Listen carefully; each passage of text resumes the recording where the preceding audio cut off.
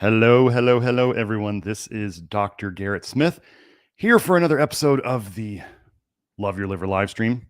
I am known as the nutrition detective around these here YouTube parts, and today's episode is a very important one for those of you who eat lots of rice, because rice does have a significant concern in terms of arsenic.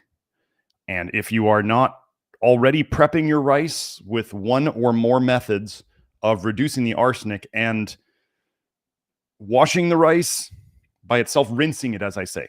Rinsing it is the way you're doing it is probably not enough if that's the kind of the easy way out you've been taking.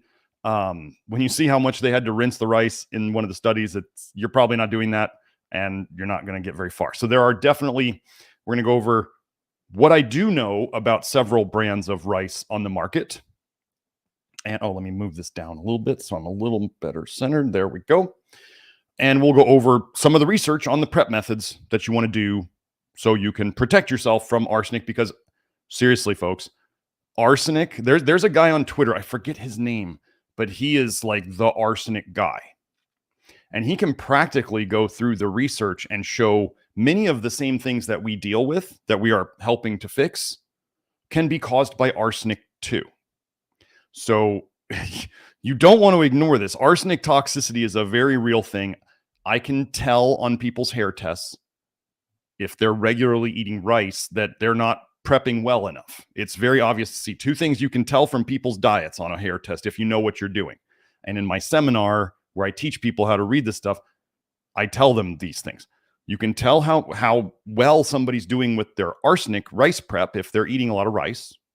You can kind of tell how much rice they're eating in general, and you can tell how much fish or shellfish they're eating in general by their hair test mercury.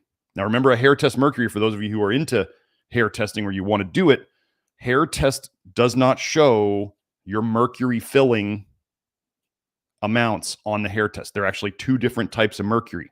So they don't show the mercury filling type of mercury on a hair test.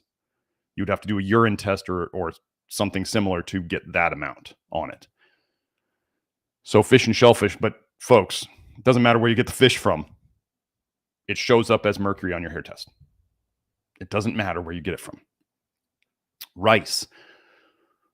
There's only one brand of rice that I can tell people that I can say that we don't see an arsenic impact on their hair test. And it's kind of expensive. So you get what you pay for. Okay, so let's get into it now. First, we're going to go over some testimonials that we got this week, because I like to show proof of concept that we're actually helping people, because we are every day. We're helping fix people who couldn't get help from other practitioners or were made worse by other practitioners. I was one of them. That's why I'm here doing this. So I was one of the people. I got worse from other practitioners and worse from other diet garbage that I found on the internet. So let's get into it now. Let me share this. Joe's going to post I didn't share before I started. Whoops. Okay, here we go. Okay, so. Oh, Donna, nice to have you making it here to the live stream. Hold on. Wait. Trusty Rusty says, Doctor, my health is completely falling apart after 2 months of dating. What's going on, man? Well, I'm going to say it's probably not your diet. Okay. Dating. I want to hit on this one because it's just a funny topic, and I had issues with it too. So after I got divorced and I was out dating, I noticed that the more I dated, the more dates I went on in a week, the worse my workouts got, the worse my diet got, the more poor choices in terms of things like alcohol I was making. I basically watched. My sleep got worse because of poor eating and poor, choices in, alcohol and other things like that. So the problem with dating is everybody wants to go on the date and relax, which is fine. The problem is a lot of people, especially when they get into longer term relationships, is they start relaxing all the time because now they're in a relationship and they're not out on the hunt, if you know what I mean. So I would say, and then I also noticed that when I was dating, I was staying up too late. So not only was my sleep quality crap because of the other things I was doing, but I was just not getting enough sleep. And finally, I had to look at it and say, this is really bad. And around that time, I started getting serious with Kelsey, and Kelsey is on board with that. That's one of the things. If you find somebody who's not on board with what you're doing, they're going to try to pull you out of it, whether directly or indirectly. And then you're going to probably, many people, because they want, it's compromise in a relationship, you may compromise some of the things that are important to you health-wise. Okay, Trusty Rusty says, I can't sleep anymore. I'm depressed, developing a bile stress cough. Something is not right. Something is not right, whether it's your diet or whether it's just stress of dating. As a man talking to another man, I'm going to say that the more women you're dating at once, the more stressful it is. That's just by nature. So you may want to try to focus on one at a time. And if this dating this woman is not bringing you peace, then it may not be the right one. So that's what I can say about dating and relationships in terms of if your health is going down, it's probably because of choices you're making because of dating or the stress that you are putting on yourself about dating. So that I can't fix those things. You gotta work on, making the right choices. You standing on your principles with a woman is actually, one of the more masculine things you can do. And if you just say, this is the way I do it, then that's the way you do it. And then she can follow you or not. That's kind of the way it goes. Kelsey was already on board with the Love Your Liver stuff and all the stuff I was doing, and she knows about all that stuff. So that was really easy, and that was really what I was kind of hoping to manifest the whole time. So dating these days is a rough world. So I wish you the best of luck. But if you're seeing if the same things, okay, so what could we do? If something's happening between you, if your health is going downhill and you're dating one person, then you have to think, is it the person or is it the actual dating? Because if it happens with every person you date, then it's not the other person, then it's you. It's like, as they say, when you're looking around a room and you think everybody else is the asshole, who's probably the asshole? Well, it's probably you. So that's a big thing. So if it's dating any woman causes this stuff, then it's probably your issue, deeper thing that you need to deal with. If it just happens with one person, then it's probably you're not very at peace with that person. So it's every person. Okay, so you may, Trusty Rusty, I would say you may want to take a break from it, do some work on yourself. I'm going to be working on things in the Love Your Liver program, some referrals to people who do, self-improvement work, growth work. I've got a lineup of several people. Let's see, there's Noah Ravoy, there's John David Haskins, and then there's Beth Martins. They often show up to the live streams. I know Beth does often. So those are people who I have personally worked with and made great strides with. And I remember Noah was definitely helping me during my dating days. John David and Beth have helped me since I've been together with Kelsey, and it has made everything better. So if there's somebody I'm missing, forgive me. I'm trying to think of, I will do, okay. The most important work you can put in is the work you put in on yourself, because you can't change other people. So you don't have to stay with other people who are messed up, but you can't change them. You could lead them, but you can't change them. So, okay, Trusty Russ said, I've been alone for 10 years already. I was praying you could finally date again. Well, remember, you get better at what you practice. So this is where, if you want, perfect practice makes perfect, but you do have to, fake it till you make it, go out dating, practice it, get better at that, get more comfortable. Exposure therapy is one of the most important things you can do. So actually one of the things that helped me a lot, I was going to say this, I don't know why I was going to say this on today's thing, but Go out by yourself several times. Go out by yourself, whatever you want to go do, karaoke or trivia or whatever, just go out by yourself. Do that a couple times so you can see that that's not a big deal and you can do it. And it may feel like totally stupid to do it, but I did that a couple times. I went and I sang some karaoke songs by myself in a bar, and it was actually one of the most important things I did, I think, in dating, because I went, okay, I can be by myself and be fine. So therefore, somebody else joining me should be a benefit. If it's not a benefit, then that's going to be done. But somebody else joining me should improve my experience, but we can at least get a good baseline experience by going out by yourself and realizing that that is not the end of the world and that you're fine to do that. I remember in I did also take some dating courses because I had been out of the dating world for 24 years, and dating in college, meeting girls in classes and at the gym was nothing like having to go and meet people today. So yeah, best of luck, Trusty Rusty. I hope that helps. And if you want any of the dating stuff that I chose to do, I think the personal growth work and the dating stuff in terms of helping you to be able to, present yourself well and understand what's a big deal and what's not, I can help with that somehow. I'd love to. So, okay. So here's the testimonials. And I'm not saying I'm a dating expert by any means. Here we go. This was on Twitter. So I want to show you guys, this is the Twitter. Oh, wait, did I mess that up? I messed it up. Okay. So I lost the testimonial link. It's on Twitter. It was on Twitter this last week. So here's the testimonial. Dr. Smith, I had no idea plain oatmeal could be so flavorful. Today marks week 1 of my second attempt at quitting caffeine, and I was having my normal plain salted oatmeal for breakfast when I noticed it tasted really good. I didn't realize oatmeal itself could be so flavorful. Now, let me just say something about this.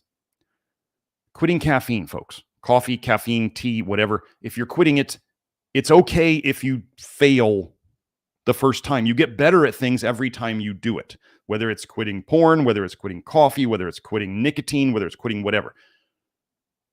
You may fail. I mean, John David, who wrote I Can't Believe How Easy This Is, or I forget the exact title of the book, but he is great at helping with addictions and that stuff. He specializes in porn, but his work can be extended to anything you're addicted to. So I do highly suggest him for specific addiction issues.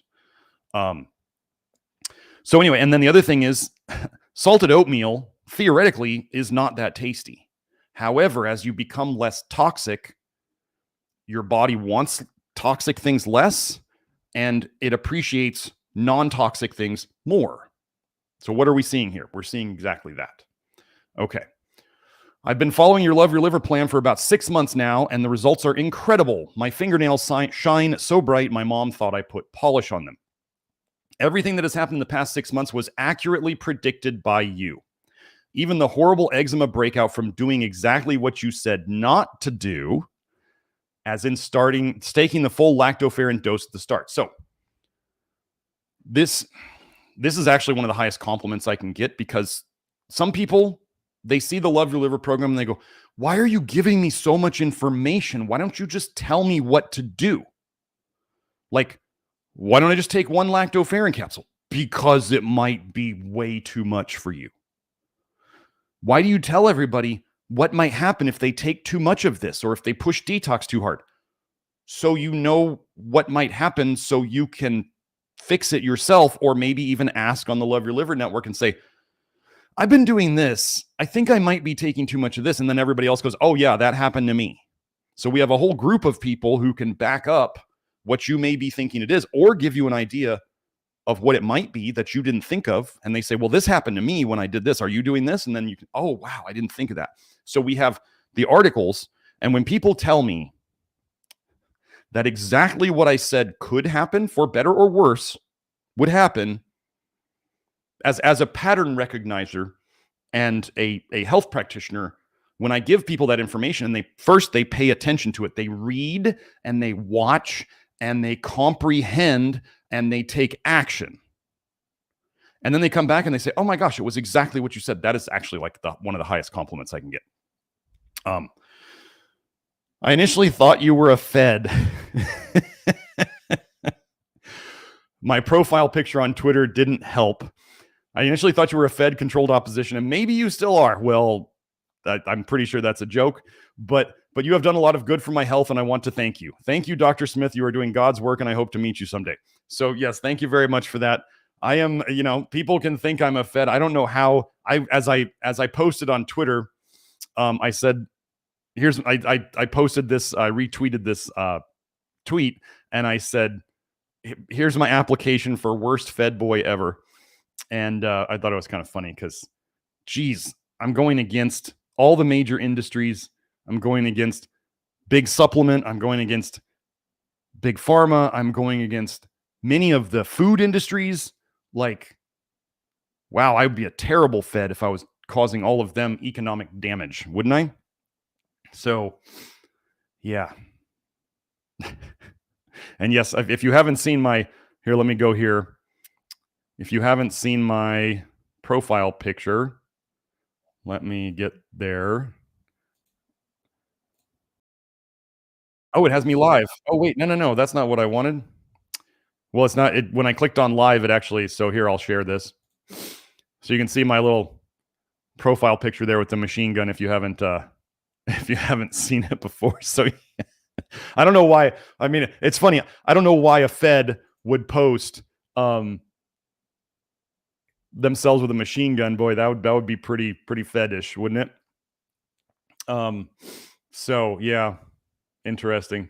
But no, it's kind of a compliment because people might say, wow, you're so out there, you've got to be a weirdo. There's got to be something wrong with you. And I go, well, I'm the only one out there saying this.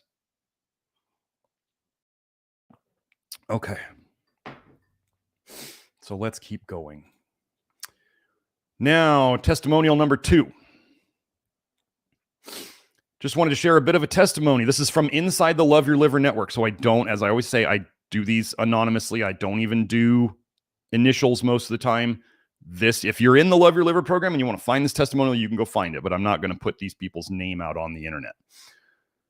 I've been on this program for 2.5 years and haven't ever done this. It was encouraging to me when I could read others' progress when I first started, so I hope my journey can bring encouragement as well.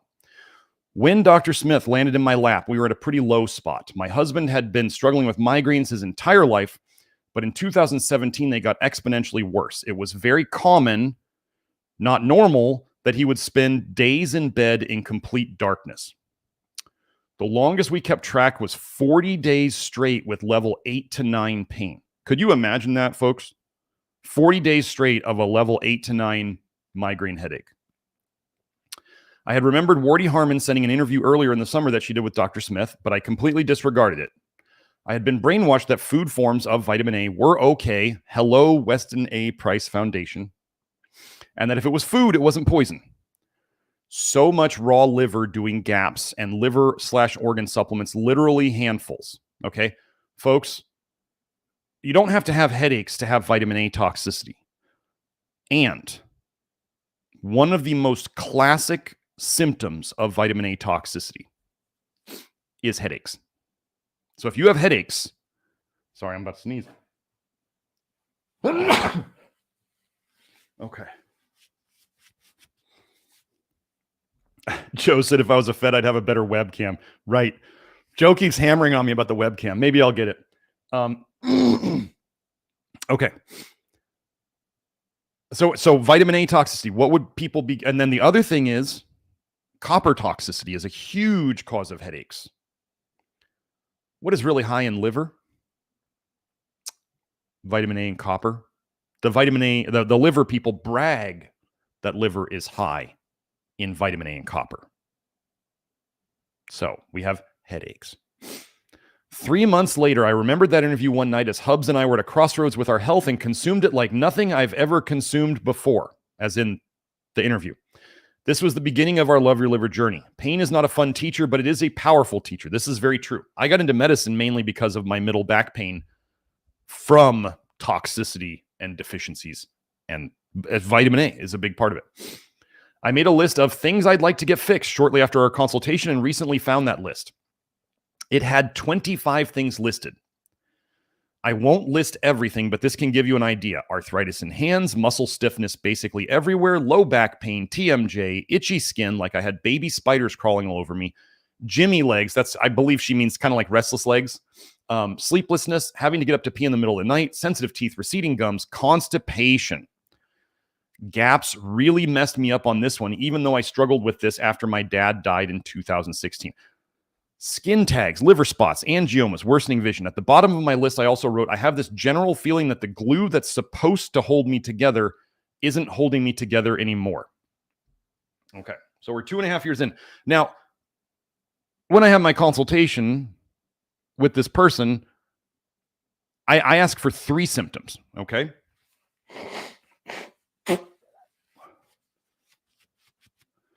I ask for 3 symptoms.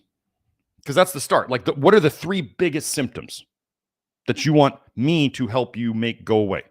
Hello, Waffen. Because that's, okay, if folks out there, if you're a practitioner and somebody comes to you with their symptoms,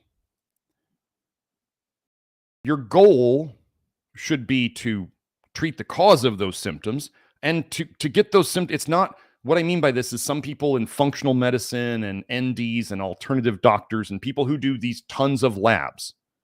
Brian Johnson falling apart, and yet he has the best labs in existence. That should be the biggest example. He should be the biggest example. He's claiming to be the healthiest person alive.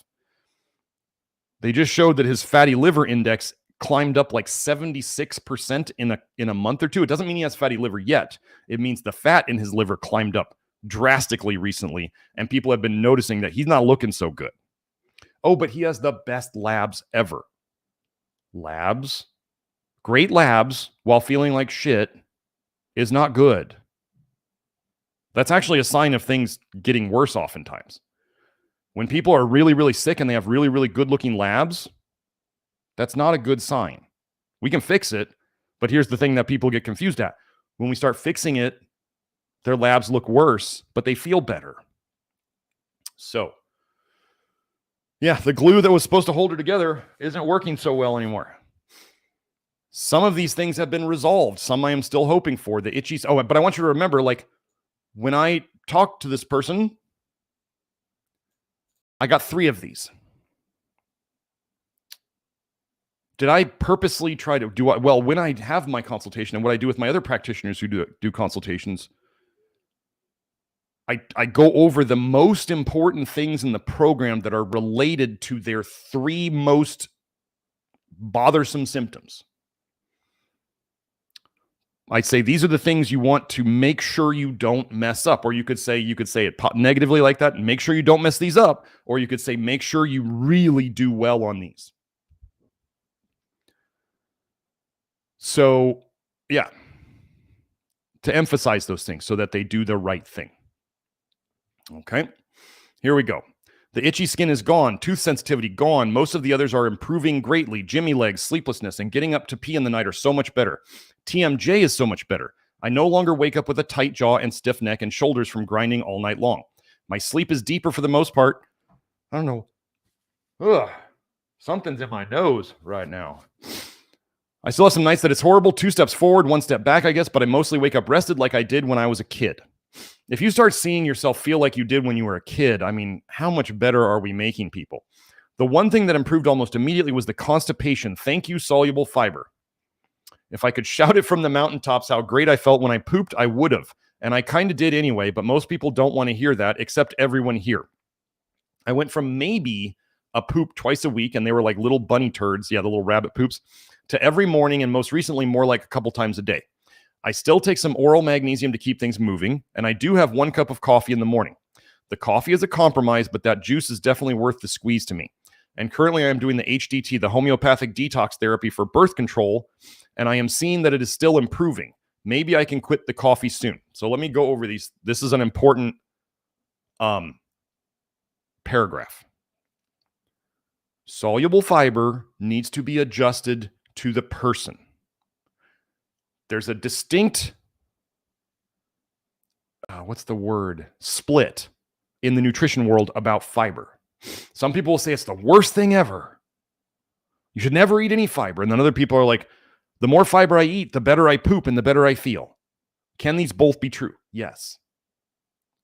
It has to do with your bile, toxic bile paradigm, how much bile you're making, how much bile is actually going into your intestines. Bile in your intestines is the trigger to poop. If you don't have enough bile in your intestines, you don't poop well. If you have too much bile in your intestines, you get diarrhea.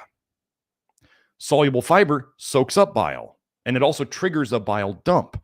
So as people are getting less toxic, two things are happening there. Bile is less toxic, and the bile is going into their intestines more where it's supposed to. And then the soluble fiber can soak it up, and then you can poop better. If you're not pooping well in the early days of the program especially, then you may, and you notice that soluble fiber makes you more constipated, then do less. If you start doing more soluble fiber and you notice that you poop better, then you can do what you want. I generally find about 30 grams of soluble fiber total is about the most you want to do. Okay? Going over 30 grams of soluble fiber, in my experience, especially with women, it's very diminishing returns and it can get to be too much. Hold on. Okay. Something's tickling my nose. Okay. Will Neville is a big fan of talking about pooping. He does it on Twitter all the time. So Will would get that. Okay.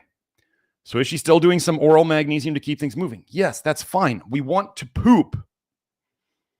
We want to get it so it's natural and normal, and we don't necessarily have to help it. But what do we do here about magnesium? Oral magnesium is mainly used to help people poop as a natural sort of laxative that is not habit forming. Okay. Hold on. I'm hearing my phone go off. I want to make sure it's not Joe or anything. Okay. Yeah. No, Joe's on Telegram. 1 cup of coffee in the morning. Okay. Does coffee help you poop? Yes, it triggers a bile dump. Bitter things trigger bile dumps because bitter things are generally toxic. The caffeine likely has its own effect. And, people do coffee enemas or other things. Coffee can, in the early stages, help you poop. I mean, it can help you poop almost any time. Everybody knows, like, you have a cup of coffee and you poop. So there's the warm water. So if you want some help in the morning to poop, you could just do warm water or maybe warm water with lemon added. The coffee does, like, people are attached to it. Coffee is usually the last thing. If we're talking about coffee or caffeine, it's usually the last thing that people get rid of. She's making lots of progress. She's not doing things perfectly. And I've always emphasized this. You do not have to be perfect. The closer you are to that, the more progress you're going to make faster. But we still need to make this sustainable and livable.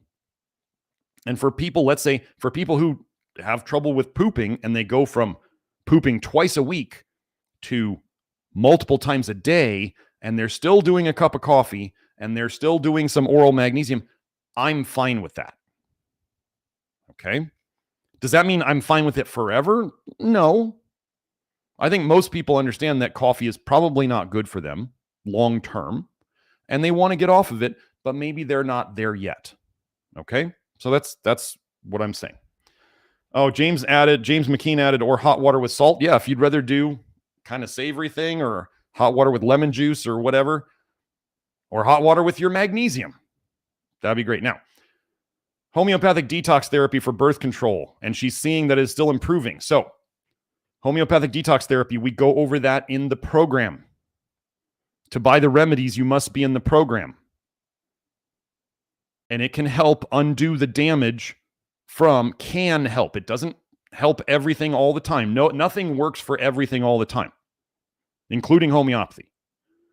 But these are specific remedies to undo the damage that certain medications or poisons that you were exposed to in the past did to your detox system. That's my theory on it. Here we go. My vision is slowly changing. I noticed floaters this summer, and I believe the increase in nicotinic acid and zeolite is helping. The darker ones seem to be shrinking and seem to be less. Again, time will tell. My goal is to someday quit needing glasses, or at least such a strong connection. I am still waiting for the arthritis in my hands to improve. This started at the end of 2017 after a round of cod liver oil and liver supplements from my chiropractor, the health expert. I made the connection immediately, but was told that CLO was helpful, so there was no connection. Wish I would have listened to my gut instead. Folks, you must stop listening to the health experts when you tell them, this makes me feel bad, and they say, oh, no, it's definitely helping. Keep taking it. Ignore them. If I told you that, I don't know, molybdenum, well, here's what I would tell you. I want you to try some molybdenum. See how you feel. And you try it. And you're like, oh gosh, wow, I feel kind of anxious. I can't sleep. I don't feel good on it. Okay, you're not ready for it yet. Stop taking it. That's the difference between me and these other practitioners. Doc, it hurts when I do this. Well, then don't do that. Or the other one I like, stop banging your head against the same wall and wondering why it keeps hurting. Stop doing it. Even if it's something we might think is good. We assume is good. And let's say we look at it on that molybdenum example. Let's say we're doing testing. We look at their hair test. They have low molybdenum. And we say, I want you to try some molybdenum. That's how we say it. I want you to try some. See how it goes. Here's the dose. They try it. They say, I don't feel good on it. Okay, then stop taking it for now. Even though they have a deficiency, maybe it's not time yet. And it induces too much detox. So we have to wait. And what do we usually see on the program? As people detox more, they become more tolerant to supplements that they were not tolerant to before.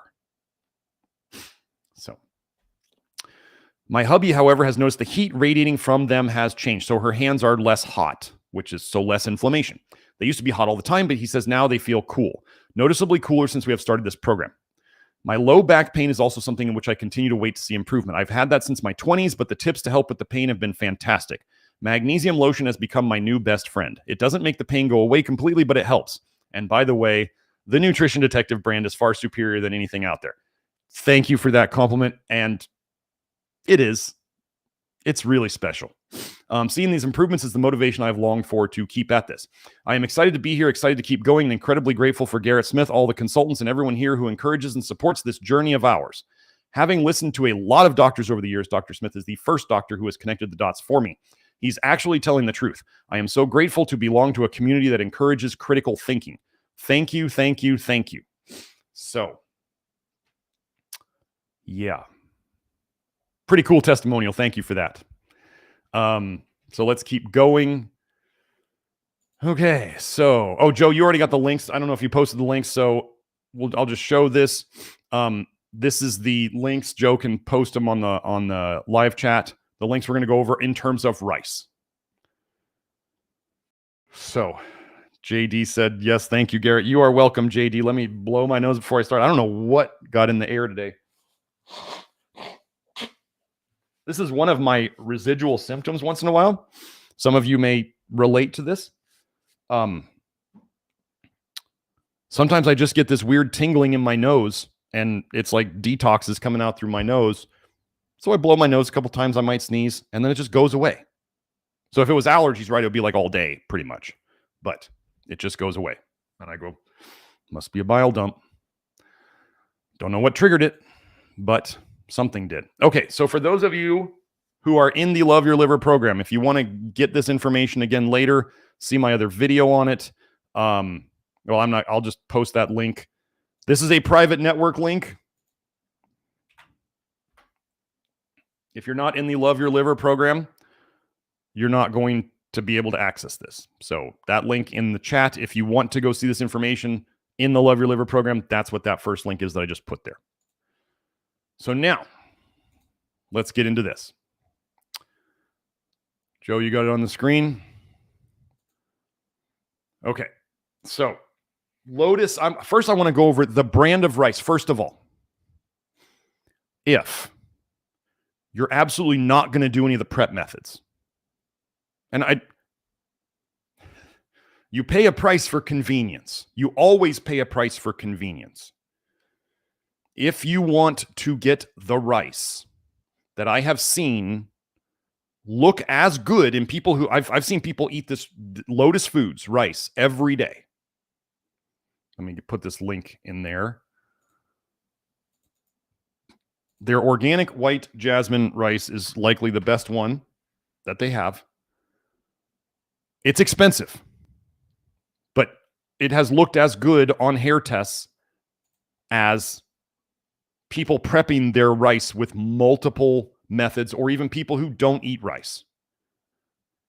Now, why am I saying this? Why do I believe in these folks? These folks, let me share this tab. They are the most transparent about the amount of arsenic in their rice. They show testing. So let me put this link over there. Oh yeah, Hope's one of our practitioners. She added that rice can be high in cadmium too. There's actually some research that we're going to go over today. I think they mentioned lead too. Well, if you think about it, an empty starch, like rice is kind of an empty starch nutritionally, right? So it's going to soak up more stuff. Nature abhors a vacuum kind of thing. Nature doesn't like a vacuum. Nature doesn't like stuff not being somewhere. This is why, if you don't get the right good minerals, as you go out in your day and you're eating and you're exposed to bad minerals, your body's going to fill with those instead. Your body is going to be filled, and nature is going to fill things with stuff. It is up to you whether you are putting the good stuff in to take up the slots or whether you're not. Like, let's say some people who insist on not taking supplements and they're not filling up their nutrient deficiencies that they may have had their entire lives, and then the bad stuff moves in. This is just the way it's going to be. Your body is going to fill the slots. It's either with good stuff or bad stuff. So they actually talk about the arsenic in their rice and all that stuff. So did I do both of those links? Yes. Okay. So Lotus Foods, if you wanted the lowest arsenic rice, which is likely you could extend that to probably cadmium and lead too. They don't show. I don't think they show their cadmium and lead research or the testing. However, this is what it's the most expensive. But if you're not going to do the prep, this is what you want to do. Hamza asks, is white bread better than white rice? Fortified white bread is garbage, and you should not eat it. Fortified anything, flour, bread, tortillas, if it's fortified, it's garbage. Don't eat it. So that's the simplest thing on that one. So let's do this one. Did this one not load my highlight? So now we're going to go into the research. Effects of washing, soaking, and domestic cooking on cadmium, arsenic, and lead bioaccessibilities in rice. So bioaccessibilities would be like bioavailability. Okay. So there's people out there who talk about bioavailable copper. Well, they seem to not talk about bioavailable mercury and bioavailable lead and bioavailable arsenic. So bioavailable just means that you can absorb it. Copper is bioavailable if you're drinking metallic copper out of a copper cup or out of copper water pipes. It's bioavailable. You absorb it. You'll absorb copper out of your shower water, through your skin. Bioavailability just means it gets into your system. It doesn't mean you can use it. So the whole bioavailable copper thing is a pseudoscientific thing made up by an ex-hospital administrator who sends me clients on the regular because they're broke. He doesn't send them to me. They find me after they're broken. Copper is not your friend, bioavailable or not. We're going to really start to see on the testing, when I finally get around to presenting my testing, hair, blood, and urine from the new secret supplement. Oh, wait, what just happened? I hit the wrong button. Sorry. There it goes. When we see all this testing, you're going to see certain things detox copper really well. And I'll be showing up with quite low copper, and I will be fine, as I've shown in other stuff. As they talk about, yeah, Hope was saying copper is the devil's mineral. I mean, when they talk about blue bloods, the elite, blue blood is supposed to mean copper. It's really showing that they have more copper in their blood. If you think those blue bloods are good people, well, boy, you got a lot to learn. So let's go into this. I'm going to get into the whole paper. Okay, so this is the whole paper. And that link is on the, I don't have the whole paper on the links because it's a PDF and I had to go and search for this. I think I got it on Sci-Hub. So if you want to go look on Sci-Hub, you can. Here's the conclusions. Among various treatments, decreases in cadmium, arsenic, and lead concentrations in rice X2 and T15, so these are just what they called them, were only observed after washing. And the decline caused by washing may be related to rice morphology and distribution of cadmium, arsenic, and lead in rice kernels. Oh, sorry, sorry, Joe, I didn't switch. Here we go. Thank you. In general, washing and soaking of rice. Washing would be rinsing. So for those of you holding your rice under the sink until it turns clear or whatever standard you have, listen, in general, washing and soaking of rice showed no significant effects on cadmium, arsenic, and lead bioaccessibilities in X2 and T15 due to poor water absorbing capacity of rice at 25 degrees Celsius. What they're saying is cold water is not doing much. We'll come back to what they actually did in this so you can see the amount of time they spent on this with cool water, that it didn't do much.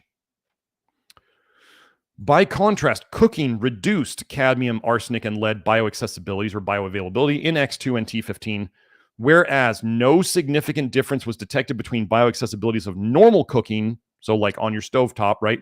High pressure cooking, like in your Instant Pot, and microwave cooking, which is just garbage. And if you still cook in a microwave, I'm sorry, you're hurting yourself. Except for the gastrointestinal bioaccessibility of cadmium in T15. So one of the rices, one of the toxic metals got a little better in one of the rice. And I'm not sure if it got better or worse. Let me make this a little bigger. In addition, health risk assessment results showed that concentration and bioaccessibility of heavy metals, cadmium, arsenic, and lead highly affected values of I don't know what these are for. I didn't have time to look them up before. ADD, HQ, and LCR. As not only exhibited non-carcinogenic health risks to adults and children, but also led to non-carcinogenic health risks that are mainly due to high concentrations in bioavailability. These values are also associated with BW and IR, which increase non-carcinogenic and carcinogenic health risks of children. So if you're feeding rice to your kids, you want to prep it right. Finally, rice cooking, including washing, slightly lowers non-carcinogenic and carcinogenic health risks via reduction of heavy metal concentrations and bioaccessibilities in rice. So let's just be clear here. Let me go back up to the methods.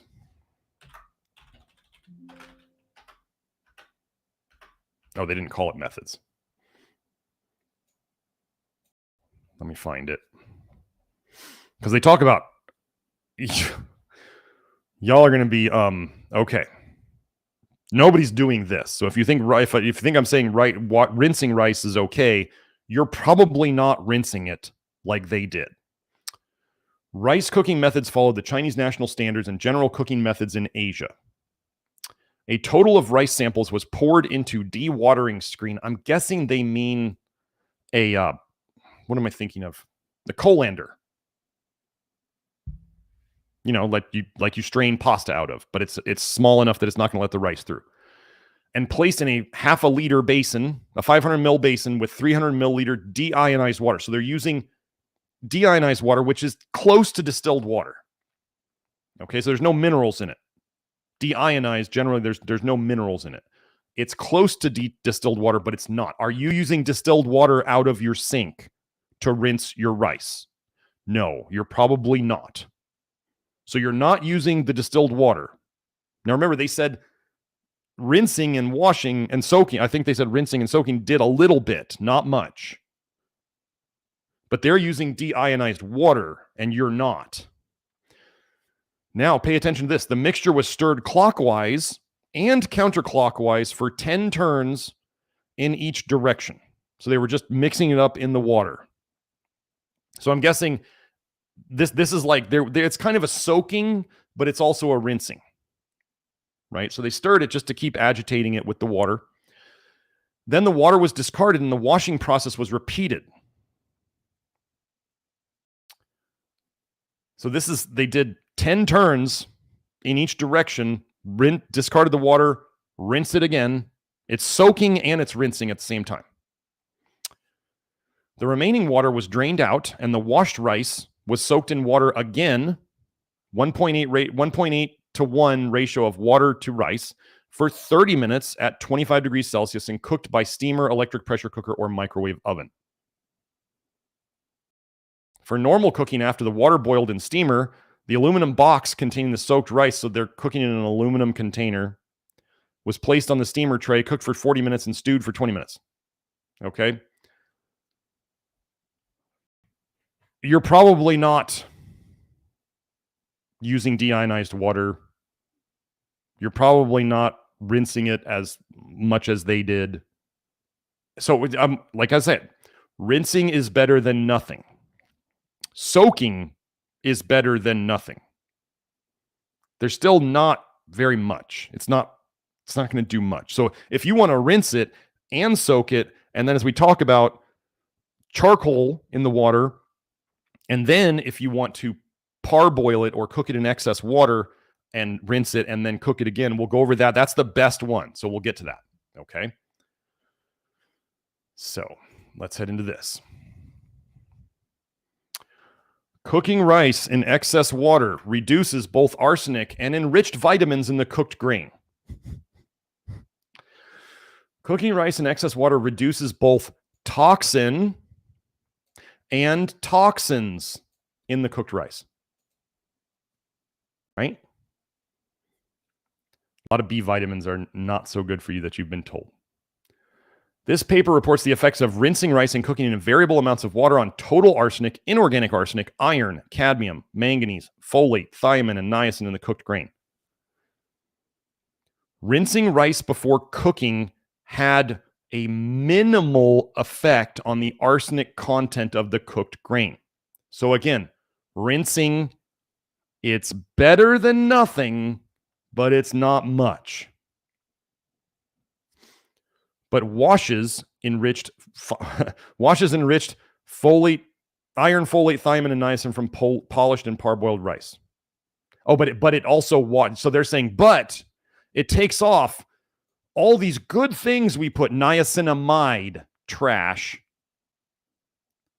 folic acid, trash; added iron, trash; thiamine, they're probably doing thiamine mononitrate, not a huge fan. And why are they fortifying your food with thiamine?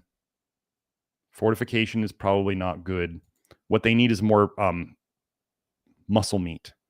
And if you haven't seen the berry episode that I did, you should. The B1 deficiency, berry, it's a meat deficiency. It's not a fortified rice deficiency. We'll put it that way. So they're saying it got rid of the toxicity, but it also got rid of the toxicity. Cooking rice in excess water efficiently reduces the amount of arsenic in the cooked grain. Excess water cooking reduces average inorganic arsenic by 40% from long grain polished rice, 60% from parboiled rice, and 50% from brown rice. Iron, folate, niacin, and thiamine are reduced by 50 to 70%. Wow, it's so weird how similar those numbers are, isn't it? For enriched, polished, and parboiled rice, but significantly less so for brown rice, which is not enriched. Okay. So, excess water cooking. What they mean here is you're cooking the rice like pasta. You don't care how much water's in the pot, as long as it's more than is going to be soaked up by the rice. So you got to understand how this works. When the rice is surrounded by water, particularly the warmer the water, the more the arsenic and other toxins in the rice go into the water. Okay, so toxins leave the rice and go into the water. Then, if you're doing the typical, the typical prep of rice, the kind of the more Asian prep of rice, they only want enough water in there that you're left with rice at the end. That's the normal rice cooking, right? Well, so what does that do? So when the rice is in the water and it's cooking, the arsenic and these other toxic metals and other potentially toxic vitamins move into the water. They're in the water. That's why if you pour out the water, you can get rid of that stuff.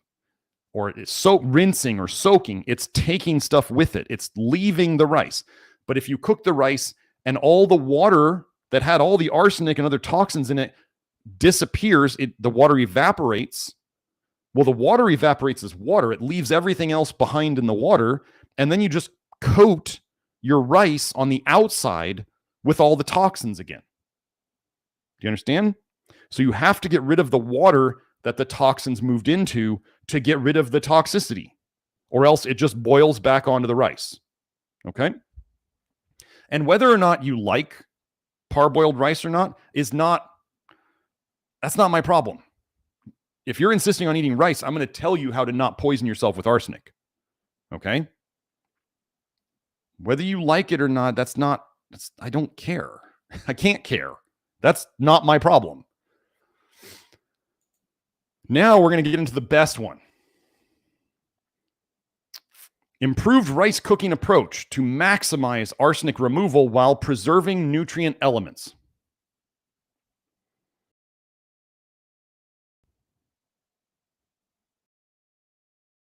Oh, Joe posted from that other paper in Rice Toxicity Studies at ADD, average daily dose, estimates the daily intake of a contaminant through rice consumption, while HQ hazard quotient assesses non-carcinogenic risk by comparing the average daily dose to a safe reference dose. LCR, lifetime cancer risk, evaluates the probability of developing cancer over a lifetime from exposure to carcinogenic contaminants in rice.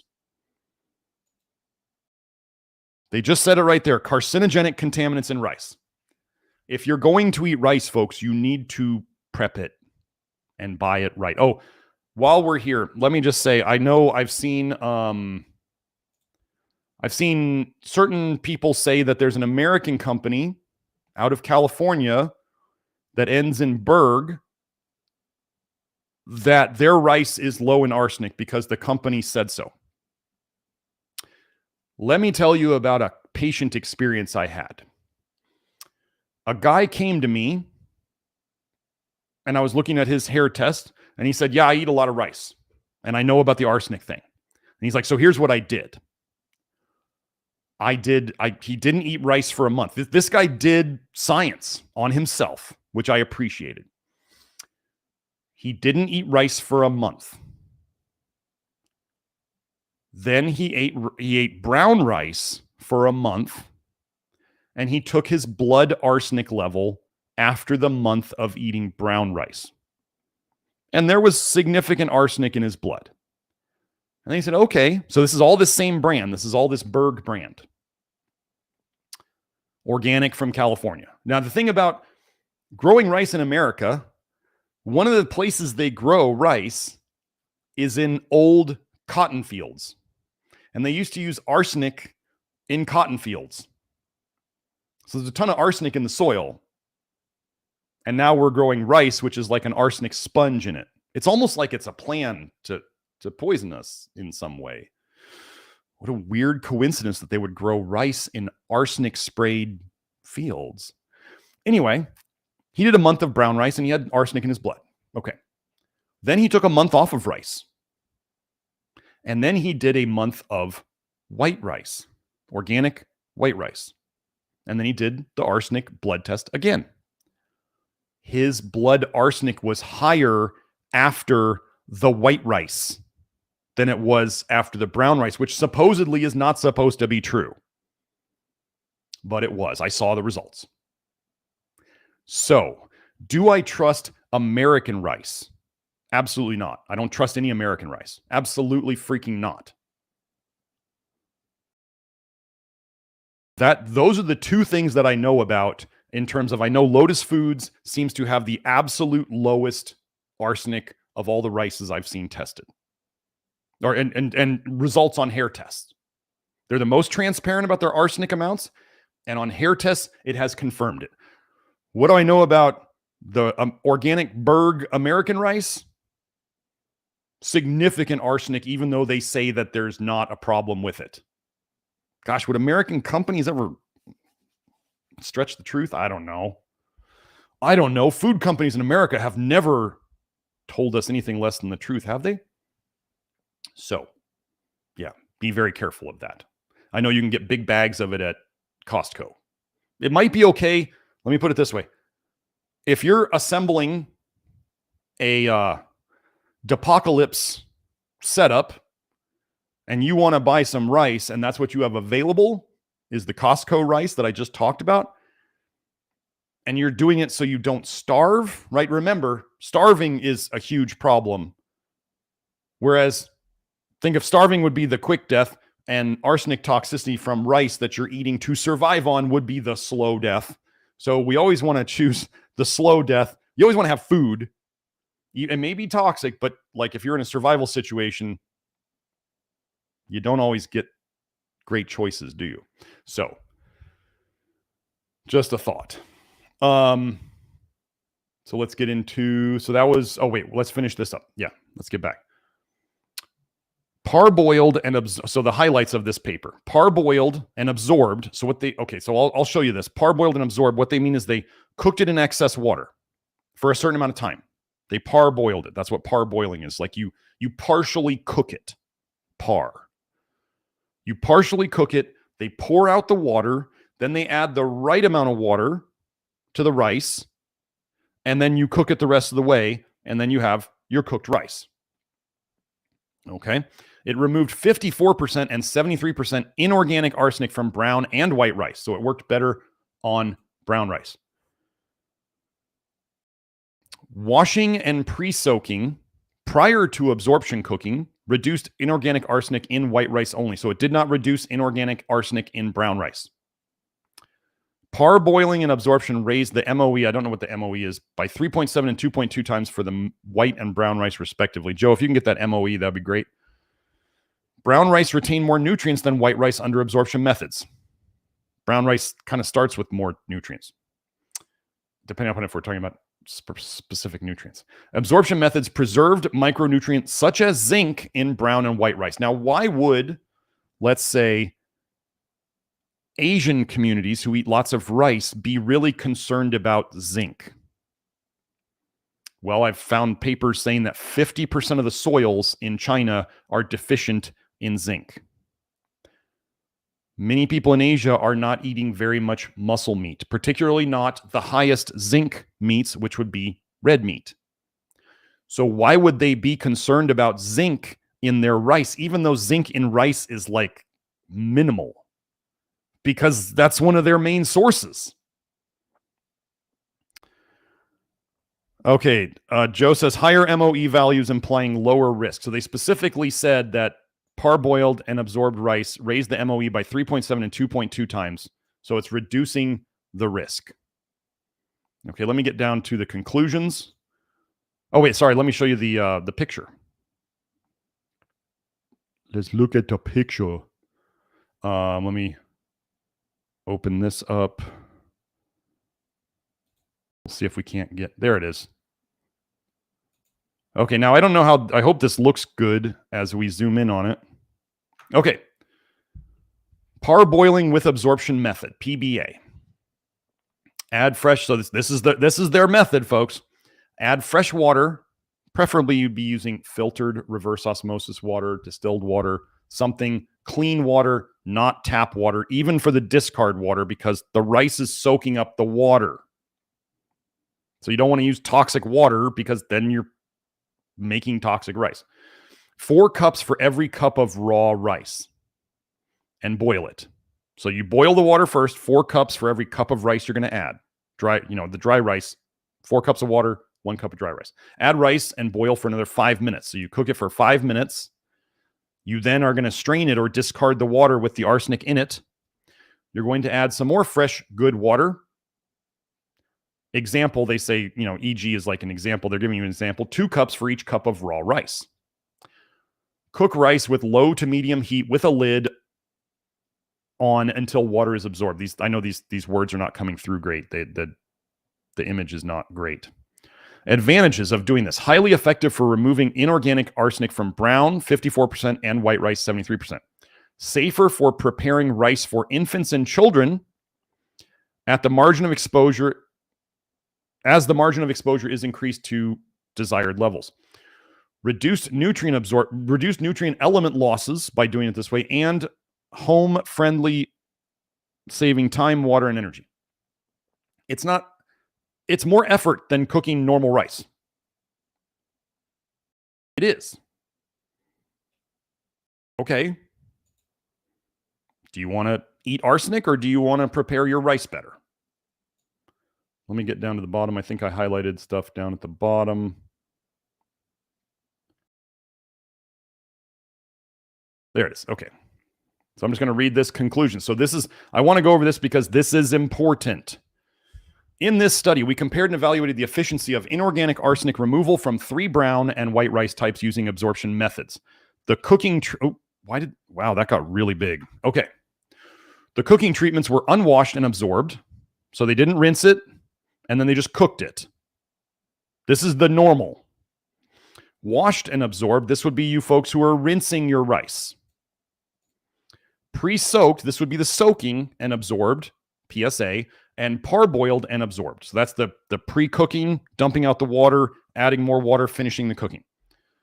Of these treatments, PBA was found to be the most efficient, removing 54% and 73% of inorganic arsenic for brown and white rice, respectively, whereas all the other treatments significantly reduced inorganic arsenic in white rice only. But it was less than the PBA.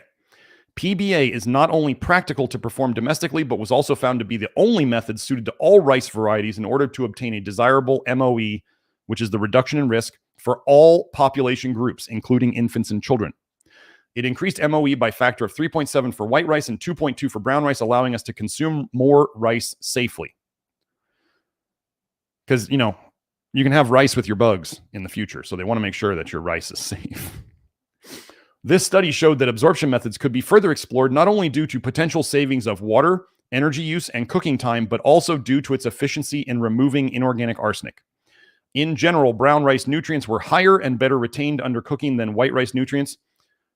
Rice is not like a huge nutrient food to begin with, so I don't know that that's even a concern of most of us if you're eating muscle meat. In particular, a crucial micronutrient, zinc, in rice was not lost in any of the cooking treatments studied. The loss of potassium and magnesium from white rice in parboil and absorb was similar to when rice is cooked with excess water, whereas manganese losses were much smaller compared to excess water cooking methods reported in literature. Further research is required to adapt methods such as PBA for its wider applicability by incorporating regional rice types and water quality levels. The water quality that you're cooking your rice in is important. Yeah, it might be a pain in the ass to fill up, your AquaTrue and then cook the rice in it, and then you got to fill up the AquaTrue again to get the water to do the final cooking in it. Yeah, it may be a pain in the butt. Oh, you got to fill up your water again. Okay.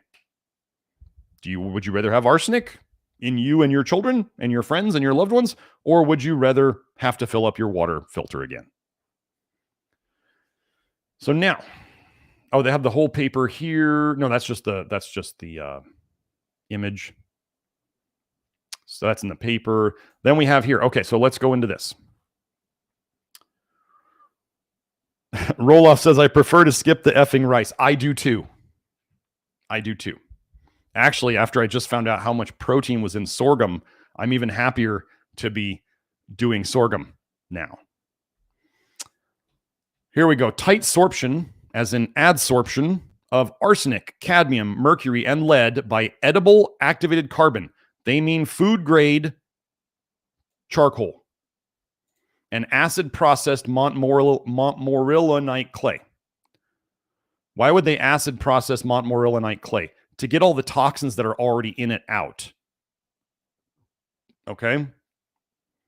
There is actually a case study where a woman was taking some sort of clay for detox, and she got lead poisoning from it because your stomach acid will remove the toxic metals from the clay.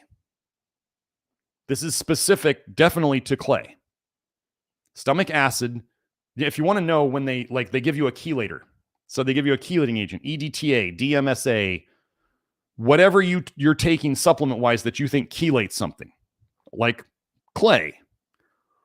And then let's say some of it comes out in your urine. It's coming out in your urine, or you're doing a poop test or a urine test, and the chelator of whatever type, like clay may not make it into your urine. It stays in your gut. But the other chelating agents go into your urine. Do you want to know how to analyze it properly? Do you know what they treat your pee with? Strong acids to dissolve the chelating agent, to free up the toxic metals. So it breaks apart the chelator. What is your stomach supposed to be? Strong acid. So if you take clay that is full of toxic lead or other toxins, you free up those toxins in your gut. This is specific to clay for sure. Okay. Oh, Hope says she can't brush her teeth with a clay-based toothpaste because it causes sensitive teeth and my gums bleed. I've never been a fan of clay. So let's just go over this. So here's the idea. Here's what we're going into.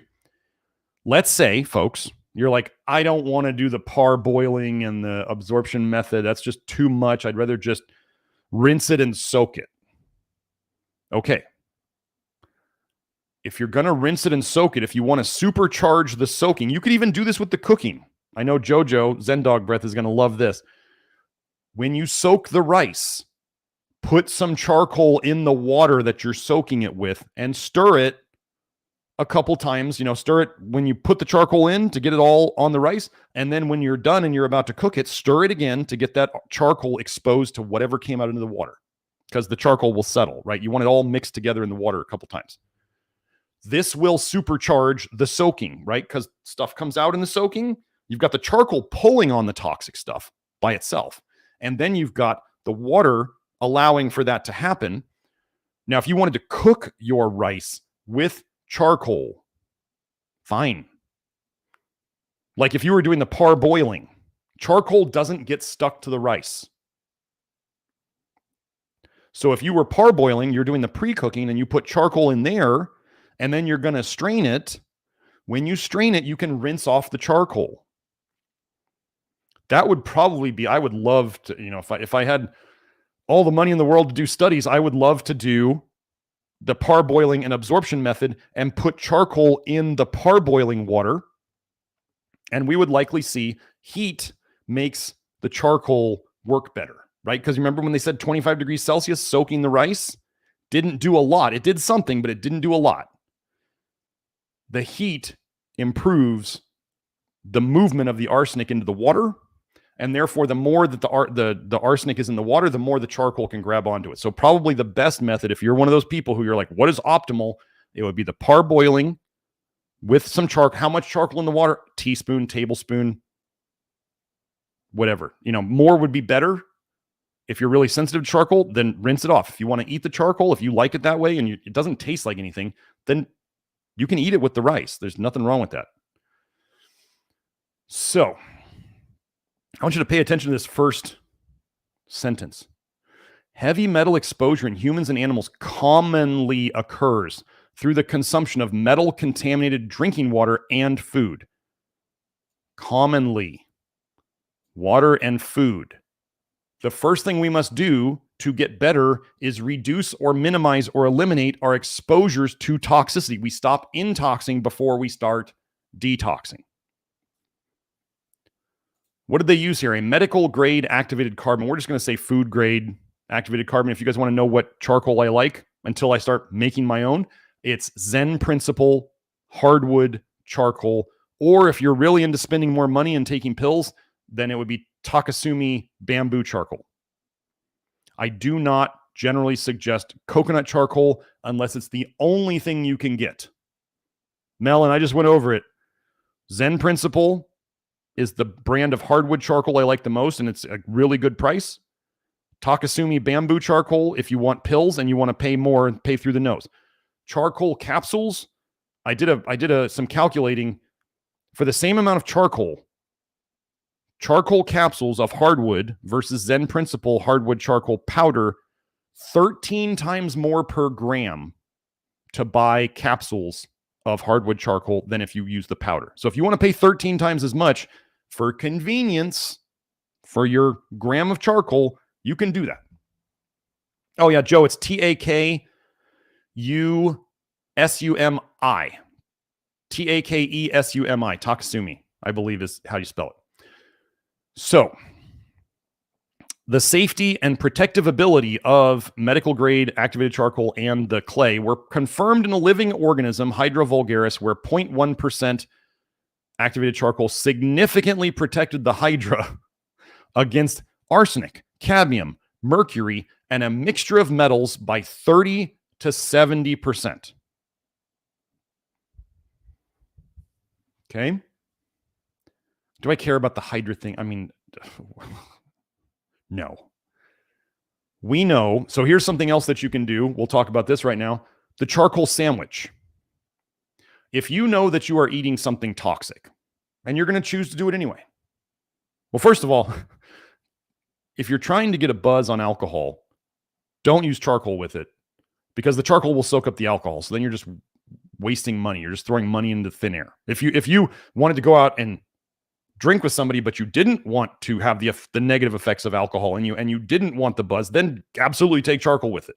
I'm just letting you know this is like how you can maximize or minimize the problem. Like if I don't know, Trusty Rusty, you're going on a date and you think you're going to a bar with a girl and you're like, well, I'm probably going to have an alcoholic drink or two, but I don't want to get buzzed and I don't want it to negatively affect me. Have charcoal before you go and have charcoal when you get home to soak it all up. That's a strategy. Okay. So that's like how you could do it. If you were trying to go out and get a buzz, which let me talk about this. Hold on.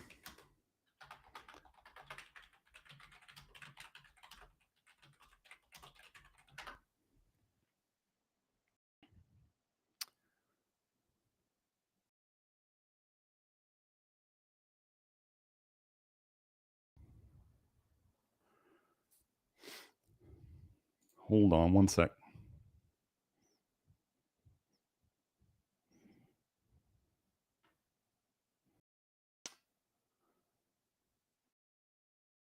So, Baptized by Fire mentioned that charcoal doesn't soak up alcohol. Here's a paper, Physicochemical Factors Affecting Ethanol Adsorption by Activated Carbon, which is charcoal. So, ethanol adsorption was more pronounced at 25 degrees Celsius as compared to 5, 15, and 40 degrees Celsius. We have down here, granular charcoal was superior to powdered charcoal, and an inverse relationship was noted between the weight of the granular carbon bed in the column and ethanol adsorbed per gram of carbon, decrease in the column. Basically, they're just saying it does adsorb it. You do get some effect from it. Oh, Google. Oh, God, folks. Okay, so anyway, this is not just Baptized in Fire. Baptized in Fire said Google lied to me then. Those AI summary things in terms of scientific stuff are probably trash 50% of the time. If you guys have not seen it happen, if you try to go and you look up the references from these AI, accumulator things on the search engines, and I'm not saying Baptized in Fire, I'm letting you know this is something that I've already seen. Like, it will sometimes make up references. It will completely make up references, like out of thin air, which means that the AI has been trained to actually lie. It's not finding an actual reference and then reproducing it. It's making shit up out of thin air. Yeah, as they say, the AI hallucinations. I was looking up some research on hydrogen peroxide, and one article gave me 3 references that none of them exist. I asked Mike Roberto, who's like an amazing search guy. He really is. I said, can you help me find these? Because I can't find these anywhere. And he looked at them and he kind of started searching for them. And he's like, these don't exist. And I was like, he said, it's probably an AI written article and it just made it up. So be very, very careful of AI summary stuff. Like here's what I do. I use search.brave.com. So I use the Brave search engine.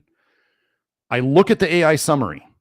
I look at what it says, because sometimes it just grabs stuff and it's like, oh, you have these two topics and you're trying to connect them. And this topic has this research and this topic has this research. And then as you go down in the summary, it says, these are not actually connected at all, but we just wanted to give you some of the research. And I'm like, and then I go down into because I always add PubMed to my searches, and I go down in the reference links and I find something that says what I was looking for in the first 10 articles, and the AI completely missed it.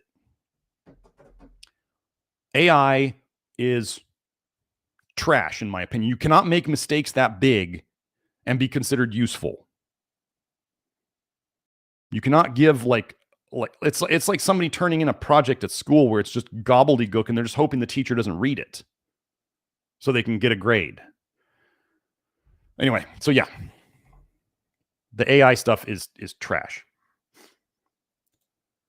So where were we at? Oh, this one didn't work.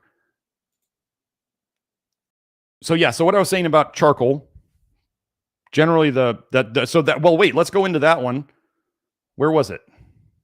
Where was the temperatures? Oh, that was the alcohol one. That was the alcohol one, had the temperatures. Didn't it? Oh yeah. So see, like ethanol adsorption by the charcoal was more pronounced at 25 degrees, which is what they couldn't find arsenic in at the other study, as compared to 5, 15, and 40 degrees Celsius. So that may be an indicator that charcoal may work in the soaking water at 25 degrees Celsius, whereas the without the charcoal in it, it didn't work. So just, yeah, the charcoal thing, charcoal sandwich. So let's get into the charcoal sandwich. The charcoal sandwich is very simply this. You take some charcoal before you're going to go expose yourself to known toxicity. So it's in your gut, ready to soak it up. And then as soon as you're able to, when you're done being exposed to the toxicity, you take more charcoal.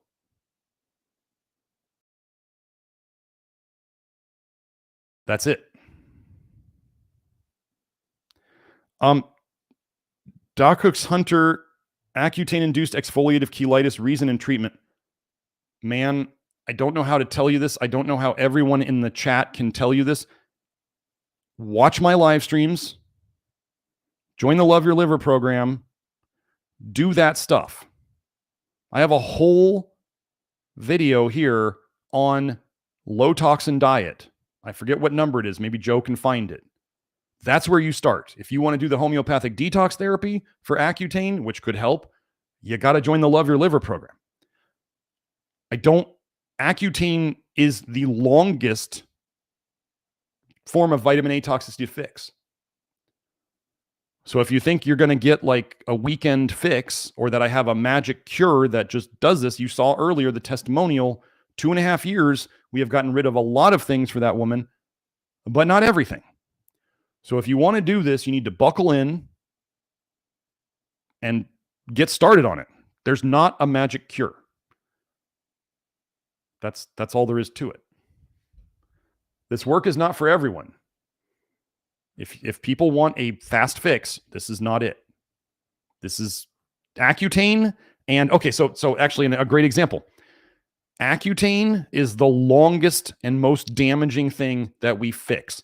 So if you are Accutane poisoned, you better strap in, settle in. It's going to be several years to get rid of all your stuff, if not 3 or 4. So if you're concerned about not having results in the first month, you either settle in and strap in and realize that I'm telling you it's going to be long. I have a whole video on this channel about the timeline of vitamin A toxicity fixing with Grant. The second longest people to fix, the people who ate nose to tail, the WAPS people, the GAPS, the WAP people and the GAPS people and the primal diet people, they are the longest to fix. Second longest after the Accutane people. The person, the testimonial I was reading before, 2.5 years in, she's gotten lots of stuff fixed, but not all of it. she was saying she was eating a lot of liver and doing a lot of liver and organ supplements, probably butter and eggs and dairy too. That's the second longest thing to fix. And then she was doing the HDT for birth control, because that definitely slowed down her detox. Birth control damages your detox. You damage your detox, you go slower, then any amount of toxicity you're taking in can build up faster. The same amount of toxicity coming in, because you can't clear it as fast, it builds up faster. So that's what we got. Accutane people, here's just a reality of the reason why somebody took Accutane doesn't really matter. However, somebody taking a pharmaceutical as known to be damaging as Accutane, but they're willing to do it for whatever personal reason, acne or whatever. This is not an accusation. This is the reality of correlations. They wanted a quick fix for their acne, so they were willing to take something that is known to cause tons of damage. And they reaped the consequences of that decision.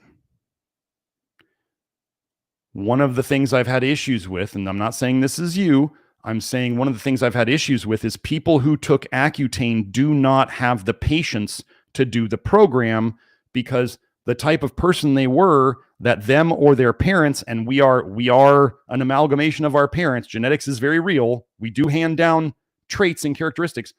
They want a quick fix. And I tell the Accutane people, you're in for the longest fix. And they're like, I don't want to be in for a long fix. I want a quick fix. And then they don't do it. I can't help that. This is a long fix. So that is the rice and cooking thing. So if you want to add charcoal to your soaking water, I think that is the most, or the cooking water, that is the most powerful thing you can do. If you're already taking charcoal and you're like, oh, I'm eating rice too, but I'm taking my charcoal at a separate time of day, add it to your rice.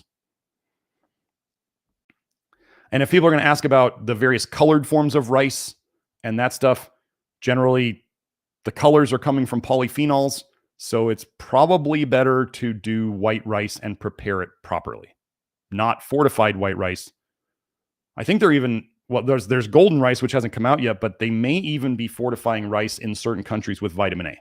So that's even nastier.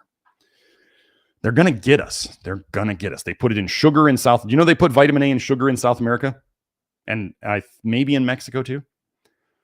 And then other countries, they'll put vitamin A in the rice. So they add it to the rice, some places, that whatever food they can put it in, they're going to get you somehow.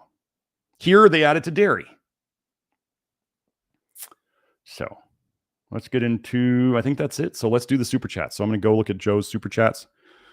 Let's see. Alex Roche, let me go find his thing. Thank you for the super chat.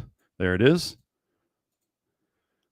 I'm using Keystone Minerals and Sun Fiber plus following a low vitamin A diet. I've noticed much darker stool. Is this a detox? My ears get red in the sauna. Earwax detox incoming. Well, okay, so this is kind of the hard thing. Diagnosing poop. Like when people say my poop is much darker than it used to be. Well, if you used to poop tan, like light tan poop, that's a bad sign. You're not putting much bile in your poop. Okay? If it's gotten darker, then that's a good sign that you're getting more bile in your poop. I mean, if it's black, I mean, first of all, if you were taking charcoal, then, oh, chair got uncomfortable. If you're taking charcoal, charcoal will make your poop darker. If you're noticing a greenish color to your poop, then that's green is bile. So is yellow. So if you start, any of you out there are noticing any greenish or yellowish or even orangish to your poop, the yellowish and orangish may be from bile, it may be from vitamin A, it may be both. The green is definitely, that's bile from your gallbladder that you're seeing. And especially if your poop is getting stickier. This is one of the crazy things. Carnivores will brag that their poop is like no one wipe or no wipe. And they're like, it's so clean, that's like perfect. And I'm like, I tell them you're not getting rid of any bile. So if they're having like a no wipe poop, or a one wipe, there's no fiber in there. They're not pooping out any bile. There's their sign. Sticky poop, which is messy to clean. I highly suggest, what's it called? The Tushy 2.0. The bidet you can attach to your toilet. I highly suggest getting one just for everybody.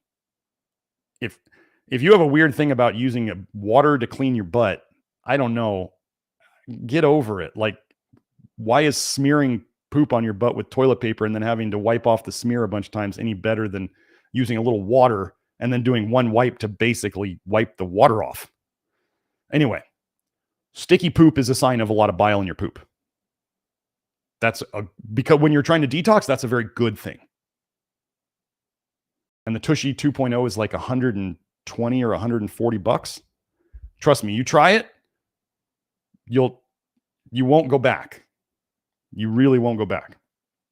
So darker stool is likely, as long as it's not, darker stool, like a bad thing with darker stool would be, let's say you have a bleeding ulcer and you're bleeding into your poop, basically, in your guts, and it's coming out and it's black. Like, blood in your poop will look black. If you're taking charcoal, disregard this, because you're taking charcoal. But anyway, like a really, really, really dark poop, like almost a black, if you knew you had like heartburn or ulcer stuff, then that would be a concern. That would be a concern. But otherwise, if it's just getting darker than it used to be, if you actually truly feel like it used to be light in color, like too light, and now it's getting darker, that's a good sign. If it's getting stickier, you know that you're getting more bile in your poop.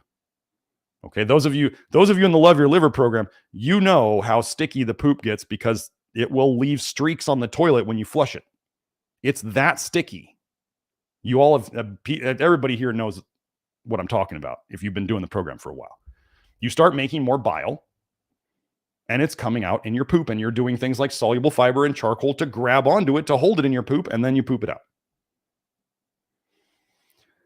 Proof of concept. Bile is known to be sticky. So if you don't have sticky poop ever, carnivores, you're not pooping out bile. It's staying in your system. It's all going recycled right back to your liver, or it's going into your system and going to your kidneys or coming out your skin. Okay, so next one. CEW says, do I think cupping can help draw... Oh, thank you for the super chat, CE and Alex. Do I think cupping can help draw blood and burrowed minerals out of tissues? Possibly get an episode on it and acupuncture, Chinese medicine, etc., debunking or verifying efficacy. Thanks. Always trusted, Dr. G. Well, I don't know if I'm going to do a whole episode on it. Do I know? Okay, so wet cupping. If somebody can remind me of the term used in Islam about the wet cupping, the cupping with the induced bleeding, that'd be great. I don't remember the term. So wet cupping is like the everybody other than Muslim term. So what it involves, do I think cupping does a lot to pull out toxins? No, it just creates a bruise. Can it break up some stagnation in an area? Sure, yes. You see it all over athletes nowadays. Does it fix their problem? No, you just keep seeing people. I see the Olympic weightlifters and the power lifters at the gym, in their tank tops, and they've got cupping marks all over them. They move like they're 80 years old, and most of them are nursing multiple injuries all the time.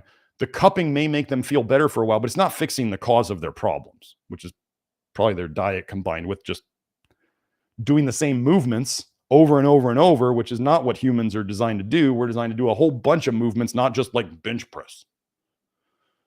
So anyway, you combine a bad diet and lots of toxic supplements with doing the same movement over and over, you're going to cause problems.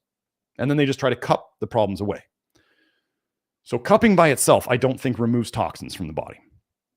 Wet cupping, which is, so imagine this, and I'm not an expert on this. They make a small little incision with like a scalpel, just a teeny little cross. I think they usually do just a plus sign, right? They do a cut this way and they do a cut this way. And then they put the cup over it. Actually, I think they do a cup first. They kind of bring the blood to that area. Then they do the little cut. Then they put the cup on again. to pull that stagnant blood out. I'm not an expert on this. I've seen videos on it, but I'm not remembering the exact process at this time. And then it will fill up a certain ways with typically very dark blood. The darker the blood, in theory, the more toxic it is. And as people do these processes longer, more of them, the blood gets lighter. Now, is bleeding, just like blood donations, is taking your blood out, is that fixing any root cause? No. It's removing some of the toxicity and the stagnation, yes. But what caused the toxicity and the stagnation? Well, it's not a lack of bleeding, it's toxicity accumulating. And some people might say, well, we used to bleed a lot more, and that's part of it. Okay, sure. I generally tell people, if you want to donate blood and you're not doing a ferritin test and you don't have problems with blood donations, you don't get woozy at them or feel terrible for 3 days. The most blood donations I suggest, if you're not running ferritin levels, is once every 6 months. So 2 a year, spread out equally within the year. That's the most I would suggest if you're not monitoring your ferritin. If you decide to do more than that, that's on you. That's not my problem. If you're not monitoring ferritin with me or one of my people, what you do with your blood donations is totally up to you. I am not responsible. But for those who want to be good Samaritans, or you feel like it's a good thing, especially men, especially as you get older, and you want to donate blood, like I said, if you're not monitoring ferritin, 2 donations a year seems to be something that it does help, but it's also not enough to cause problems. But then again, like if you're a type of person who gets a bad reaction, hijama, yeah, Joe got the term. So hijama is the Islamic term for wet cupping. Yeah. So that's the thing about blood donation. So you could do, okay, most people, you're probably not going to be able to find wet cupping anywhere, very few places. If you're over in certain countries, probably not the US, or if you're in an area where there's a huge Muslim population, you may be able to find somebody who does hijama. You may be able to find somebody who does wet cupping. Does that help the detox? Yes. Is it fixing the root cause of why you're toxic? No. It's just a symptom fix. It's a Band-Aid. It's fine. Yeah, that's my thought on that. JD asks, is that a pink salt rust lamp behind me? Yes, and I'm not eating it. I'm not licking it. I kind of like the light that goes through it. And then supposedly people have said stuff on the internet that it puts out negative ions and it, whatever, and it helps with EMF. I'm like, I'm pretty sure there's no research on pink salt lamps and EMF. But anyway, it's just a lamp. I'm not eating it. Okay, Headwood. Recommendations for office/desk chair. I work from home often, long hours with the computer, use standing desk, but low back issues, so can't always stand. What do I use? Okay, I'm going to have to go find it on my Amazon. Okay, so where did I find out about this chair? I found out about this chair on Twitter, Fit at 45 plus. He's some sort of physiotherapist in Europe. I don't know where. I think he's got a British accent. I did a Twitter space with him, and he wrote a book called The 24-Hour Training. It's on Gumroad. It's donation only. I gave him a donation because I knew he's doing good stuff. I got the book. I've done several of the things that he mentioned in it. So let me go. I'm not going to put let me find my Amazon. Now this chair. Okay, so I have, folks, if you want the best of both worlds, Costco, if you have a Costco membership, or if you can get one of these. So my desk, yes, it does tend to wobble. It's a standing desk. So it's one of those that's motorized. So I can raise it and lower it. So I could stand for a while and then I could sit for a while, because standing all day in one spot is not necessarily great for you either. It's better to move around. We're supposed to be moving around, sitting, standing, all that, laying down. Like, we're supposed to be moving. So it's good to have a desk that is not just a standing desk and it's not just a sitting desk. Costco has I forget the name of it. Costco has a adjustable desk. I think it's like $200. I highly suggest it. It's not great. Like if you're doing I'm just wobbling it a little bit with my hands right now. So it's not super stable. That whenever you see the thing wobbling, the camera wobbling in my live streams, it's because I'm like getting passionate with my hands, probably down on the mouse and whatever. That's why it wobbles sometimes. But I really love the desk. Not too expensive. There's other ones that are way more expensive. So let me go find the chair because I don't remember the name of it.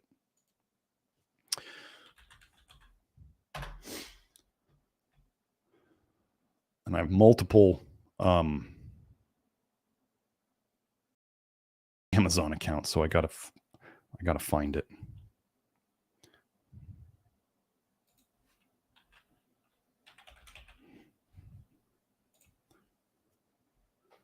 There it is.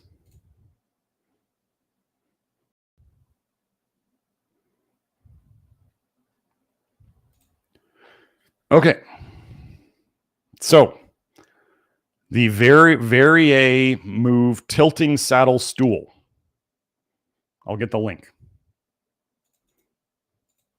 I'll put it in the chat. So the idea behind this stool, and yes, it's not cheap, but what is it worth for your posture to be better all day long?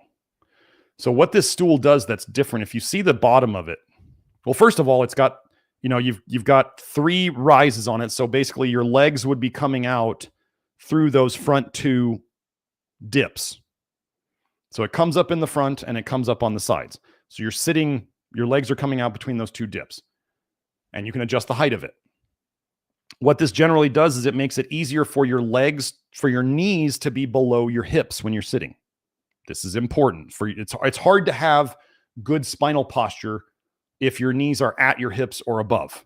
Basically, it's almost impossible. If your knees are above your hips, you're slouching in your low back. Your anterior, your posterior pelvic tilting. So this puts you into an anterior pelvic tilt more easily. And then look at the bottom. Okay, so you see how it looks like the bottom's floating? And do I make any money off this company? No, I don't. I don't even have an Amazon affiliate account anymore, because if Amazon can't track the links that come into them, they kill your affiliate account. So if I link things on the Love Your Liver program, which is a private network, Amazon doesn't know where the link came from. They eventually just kick you out. So I've been kicked out several times from the Amazon affiliate program because they can't get the data. They can't accumulate the data on where the people have been coming from my affiliate links. So they say, we'd rather just make the money ourselves. That's Amazon for you. But you see how it looks like it's floating? That's because there's a second bottom on here, like a smaller circle underneath this. So if, I don't know if you can tell, I'm moving back and forth. Like I'm tilting. I could tilt backwards on the chair. Nobody wants to do that. But I can tilt forwards on the chair so it puts my pelvis into more of an anterior pelvic tilt so I can keep my back straight. So I could sit with it flat. But even easier is to let it rock forward, and then the top. So you're leaning forward on the bottom circle, and then the top circle is hitting the ground. And so it's almost more like you're sitting, but you're also in kind of a quarter squat, a half squat, but you're supported by a chair. And you can move the chair up as high as you want. You can move it down as low as you want. The lower it is, in my opinion, the less.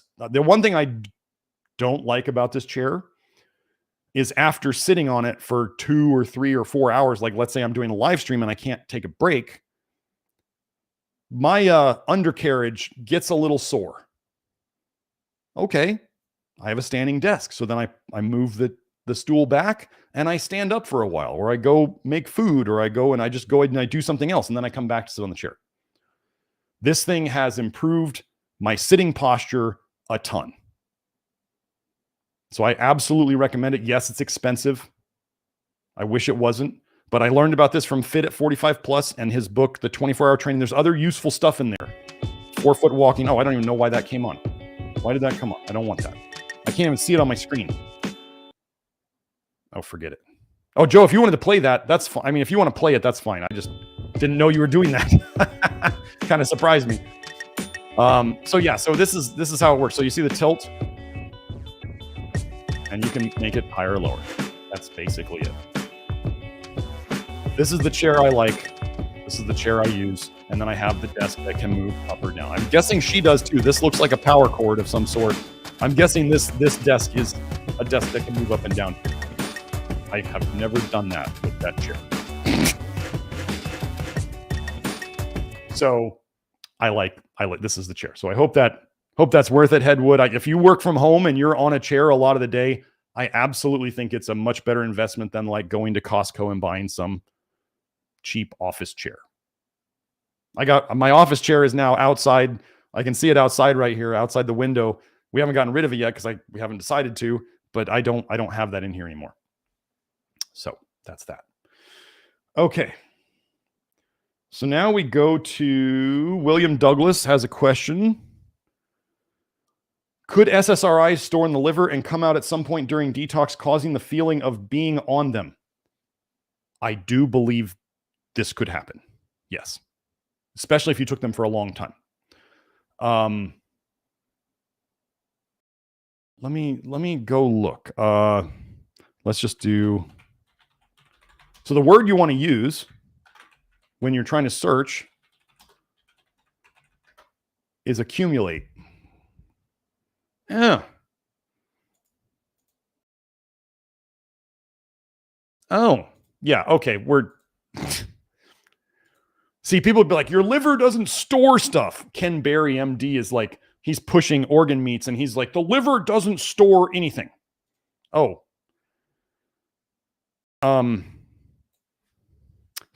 is Prozac.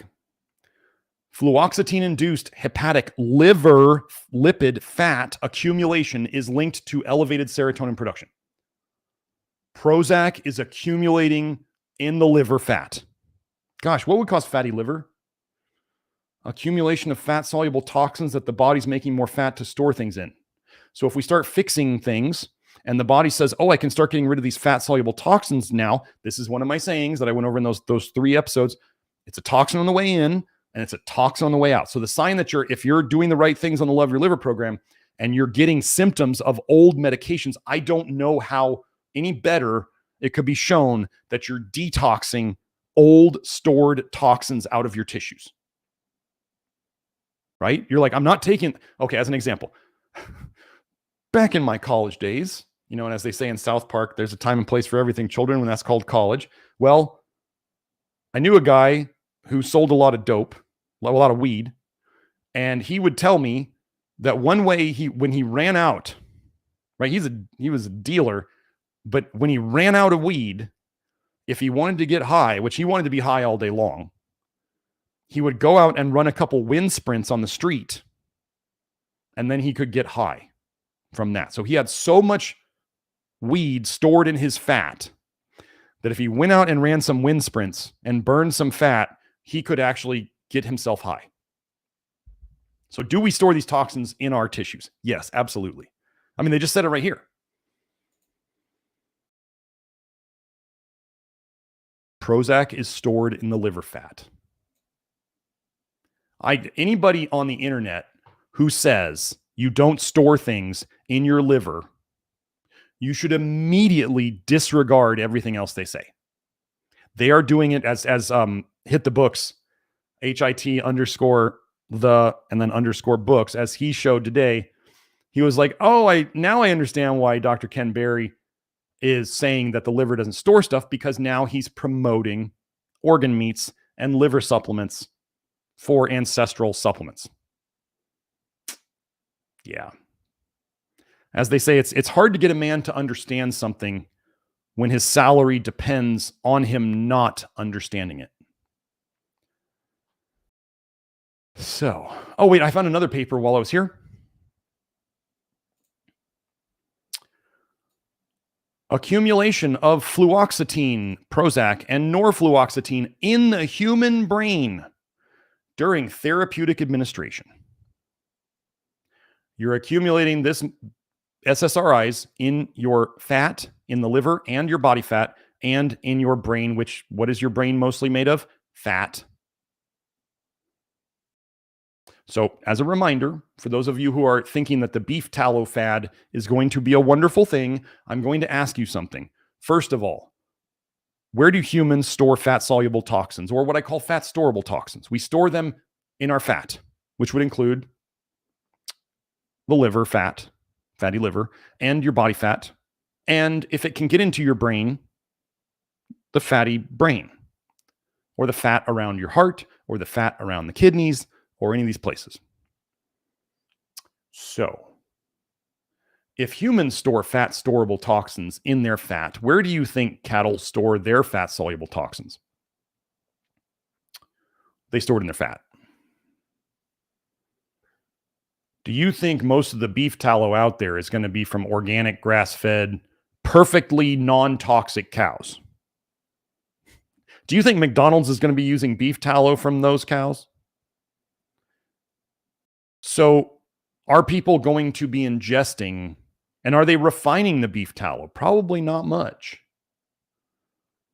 So you're going to be eating tons of fat-soluble toxins from CAFO-type cattle, and people are going to be wondering why they're getting sick when they're eating healthy, quote unquote. It's going to get ugly. The tallow thing is coming out at the same time as the ivermectin and the fenbendazole and the methylene blue and the nicotine psyop. This is all coming out at the same time generally. So nobody can figure out which toxin is causing all the problems. Remember, if there's too many variables, what does science hate? Generally, hates tons of variables. They hate tons of variables because you got to tease it all out. So what would happen if there was a giant psyop of adding a bunch of things? Oh, and weed, adding a bunch of things to the toxic soup and then telling everybody that these things are healthy. Oh, and semaglutide and hormone therapies. It's going to get ugly, folks. You guys are here listening to this. You're going to have at least a fighting chance. Other people, no, they don't stand a chance. So, yeah. Yes, does it store in the liver? Yes. Does it store in the brain? Yes. Oh, and actually what I went over in the cancer episode, was that last week? Bile being stored in cancers was I actually showed that toxic bile can eat holes in the blood-brain barrier. So if you've got toxic bile, which is probably the reason somebody might have gotten on antidepressants in the first place, they've already eaten holes here. Maybe that's why they have neurological stuff. And then the toxicity goes into their brain and these drugs can lodge themselves in the brain. And then why is it so hard for people to get off of them? Because you get addicted to toxins. People don't get addicted to healthy food. Like nobody has like withdrawals or delirium tremens from quitting healthy food. They may not feel as good, but that's just crappy fuel. People get addicted to toxins. That's the way you can know is if somebody's addicted to something, it's toxic. Porn addiction, as one example. Like there was somebody, oh my gosh, a Peter on Twitter was like trying to sell people on cocaine and alcohol and nicotine being good for them. Alcohol dissolves lipofuscin. Lipofuscin is vitamin A toxicity in the skin. And I've shown that multiple times. Alcohol dissolves lipofuscin. That's great. It's a solvent. That doesn't mean it makes liver. Nobody who drinks a lot of alcohol has a deficiency of liver spots, right? They have tons of them. Anyway, things are getting insane out there, you guys. There are so many psyops going on. And actually, while we're on the topic, I found another little paper before is this all of them? Yeah, oh no, we got one more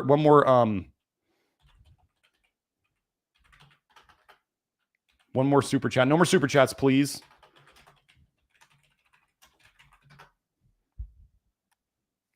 Where is it?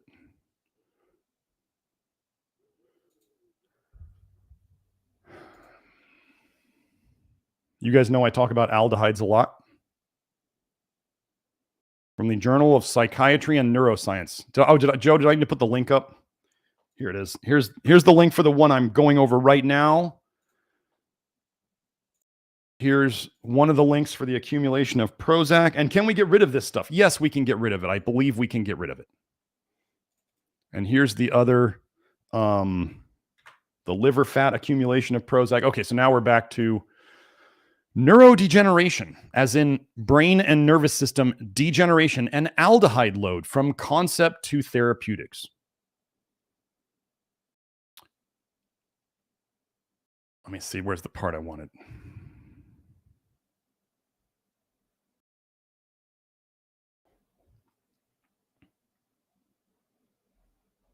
I think it's in, here it is.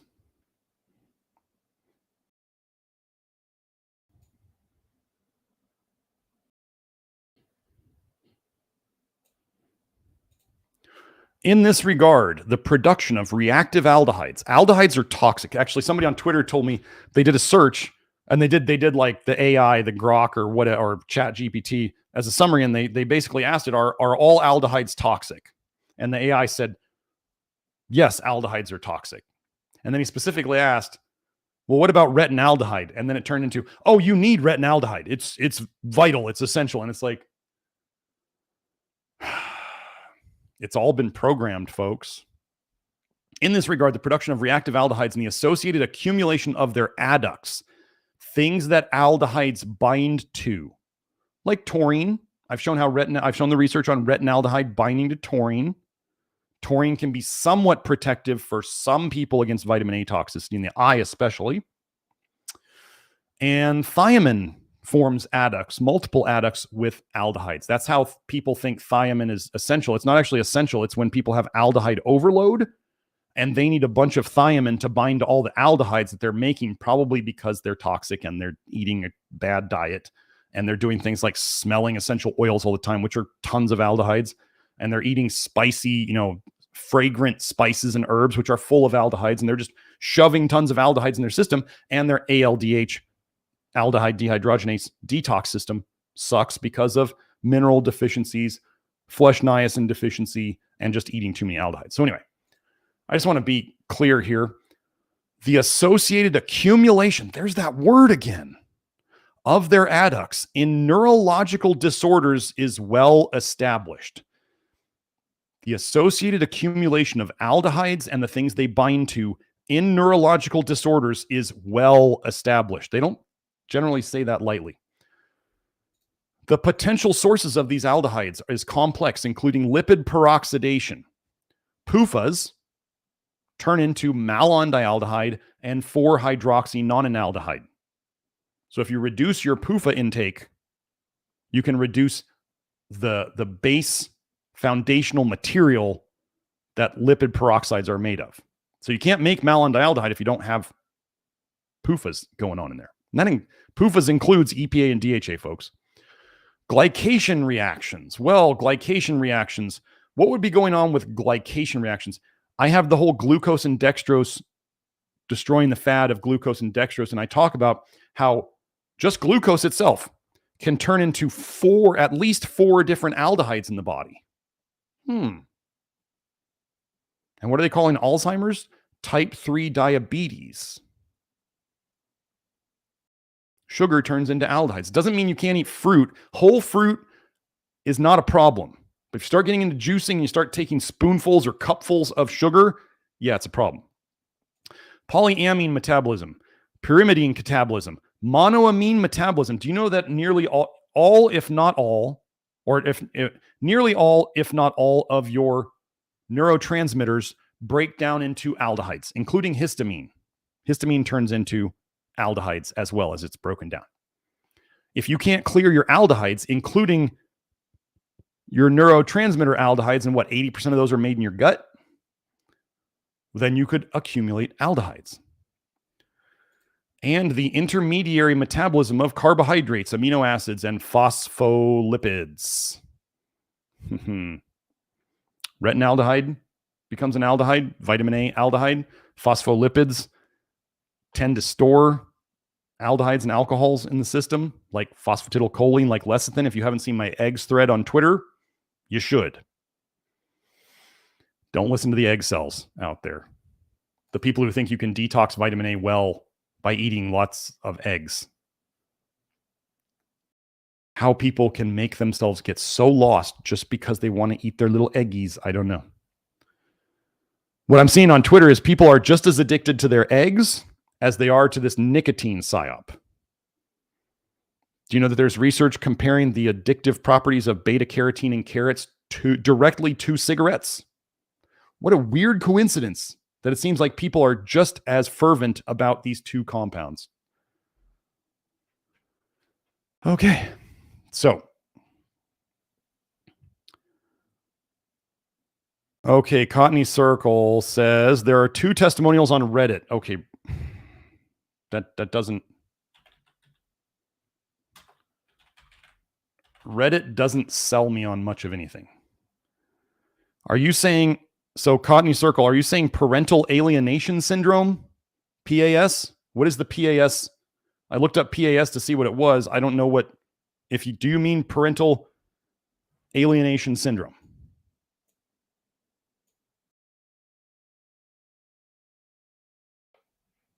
Post-Accutane Syndrome. Okay. So I'll have to add that to my list. So 2 testimonials on Reddit. So I'm suspicious already. Usually what I've seen with Reddit is if you go on and you find a thread on Reddit that might have something you think is useful, there's usually like one commenter who might have something useful, and the rest of it is a bunch of whiny people saying, that doesn't work. You can't do that. I don't know why you do that. That's so dumb. Like, Reddit is the most negative place I've ever seen. They're probably going bonkers right now over the whole presidential thing. And my work is highly censored on Reddit. If people try to talk about my stuff on Reddit, it is absolutely shut down as quickly as possible. They will not even allow discussion of my work. So if that tells you what might be going on there. Now, lithium carbonate is straight up pharmaceutical high dose lithium.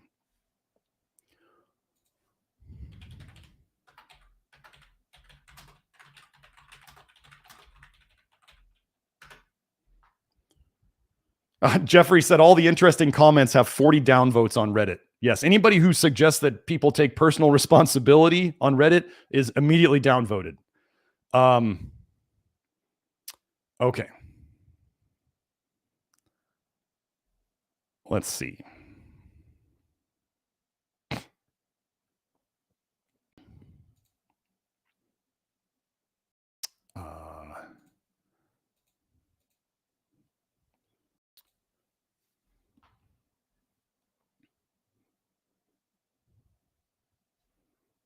Hold on one sec.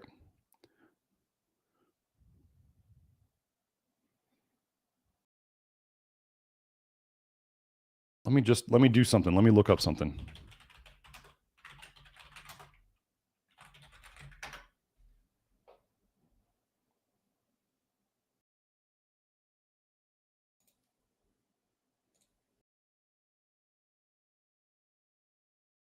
Okay.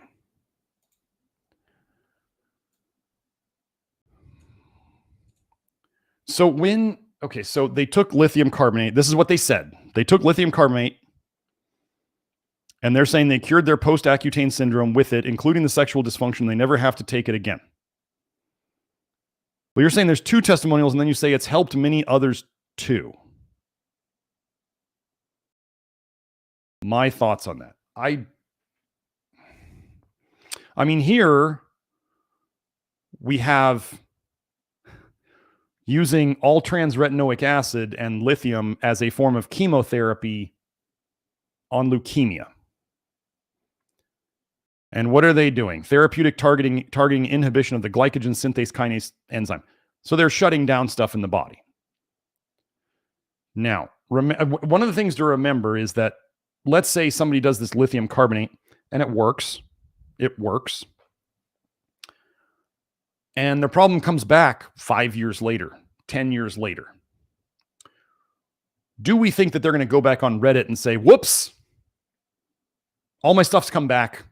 I guess the lithium doesn't work. Nobody does that. What people post a lot of is short-term results. And if it doesn't work, This is why generally on the internet, only my people are the ones out there saying that peating really didn't work for them, because my people have the guts to say, I made a mistake. Most of the peaters out there don't want to come back out and say, you know what, taking high dose aspirin and drinking Mexican Coke and eating ice cream and drinking orange juice and adding sugar to everything and eating obscene amounts of gelatin didn't fix me. Because they know other people would be like, you actually thought that like eating cupfuls of sugar was going to fix your health? That would be quite embarrassing. Because everybody goes, well, duh.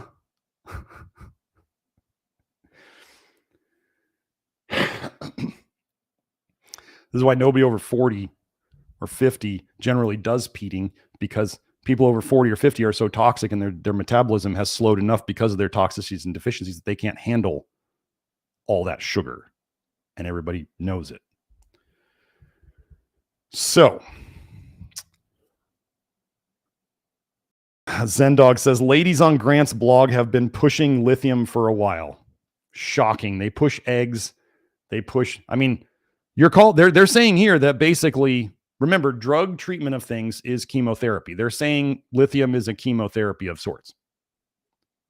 And it's mega doses of lithium. So it is quite possible. Let me go do something.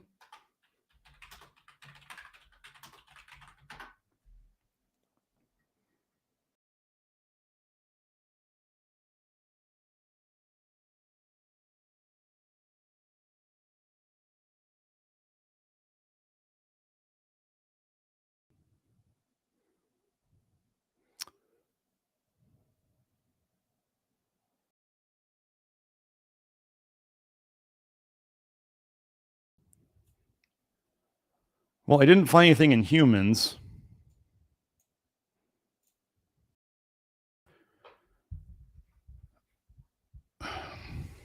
Tolerance and accumulation of lithium in Apocynon pictum shrink, whatever that is. Accumulation in living creatures. Could somebody take enough lithium, because lithium carbonate is like what, 15 milligrams or something? It's a lot. Like I'm sorry, it's more than that. It's more than that.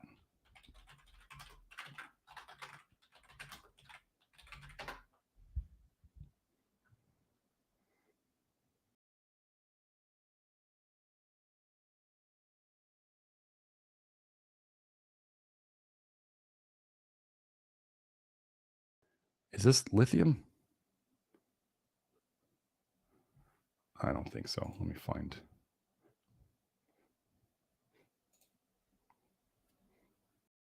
Okay.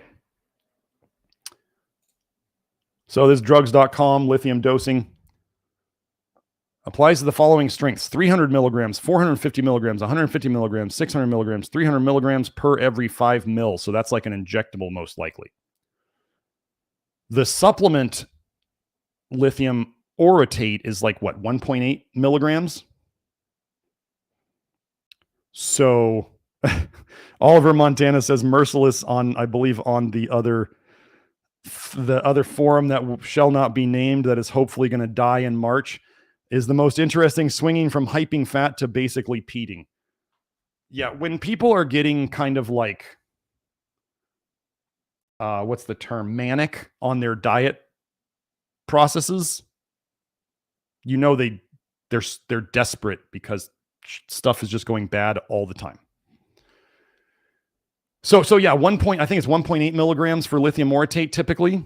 And we're talking 300 milligrams, 450 milligrams, 150 milligrams a day, if not multiple times a day. So would this accumulate faster than a 1.8 milligram pill? Yeah. What does chemotherapy do? Well, let's cover what chemotherapy really does. Chemotherapy shuts down bile production.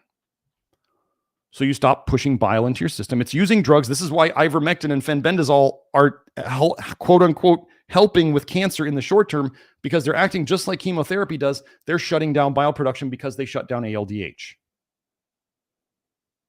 Well, let me go. So they're shutting down detox. So can you shut down detox and see improvements? Yes. chemotherapy works for a while. Why? Because you accumulate the chemotherapy in your liver and your body fat. And it is well shown that fatty liver happens after chemotherapy. Gosh, what would the liver be storing in itself? Fat-soluble toxins like bile. Bile is stored in the liver. I showed that in the cancer episode last week. So you stop pushing bile out into the system. The symptoms seem better. Now, if people stop taking the lithium carbonate, if they took it long enough and they accumulated long enough, then it continues working. What does chemotherapy do? It works for a while until your liver's gotten rid of enough of it that then the shutdown of the bile slows down. The bile starts coming back out, and then the cancer comes back and it explodes, because now not only do you have all that stored toxic bile that you weren't getting rid of, but now that stored toxic bile has chemotherapy in it. So then you see the cancer explode, and then they give you a stronger chemotherapy, and it might get rid of some of it, not as much as before. And it also, the effect wears off quicker. And you do that, you repeat that process until the patient is dead, killed by the chemotherapy, basically. It's not the cancer that kills most people, it's the chemotherapy. So if I start seeing lithium as a chemotherapy agent, where was it? If I start seeing lithium as a chemotherapy agent, I start assuming it's the same mechanism. Gerson therapy equates to chemo, yes. High amount of vegetable juices, especially carrot juice. The beta carotene will eventually turn into retinoic acid. I've shown that in the research. Injecting liver extract would be injecting vitamin A, which turns into retinoic acid. So if you look into retinoic acid and chemotherapy, all the major retinoic acids are listed as chemotherapy agents. Go to chemo.com or chemocare.com and look up anything retinoic acid. Vitamin A used as cancer treatments, including carrot juice and including liver extract, is chemotherapy. That's why if people ever stop doing it, cancer comes back. And this is well known that if you start doing Gerson or like juicing and all that stuff, if you stop doing it, the cancer comes back because you've stopped taking your chemotherapy. So let me just go and search. Let me see if lithium.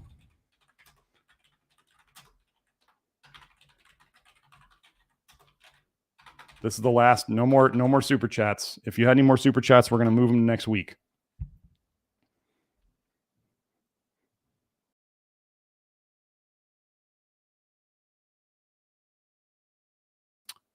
Nothing. Whoa.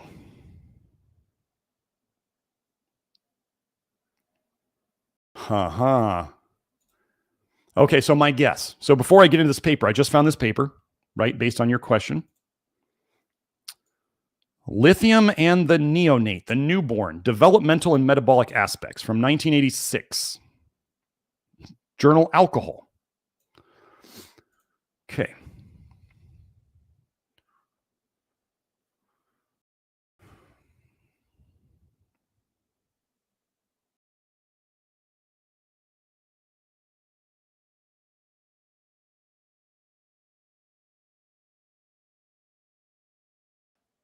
Okay, here we go. Aldehyde dehydrogenase.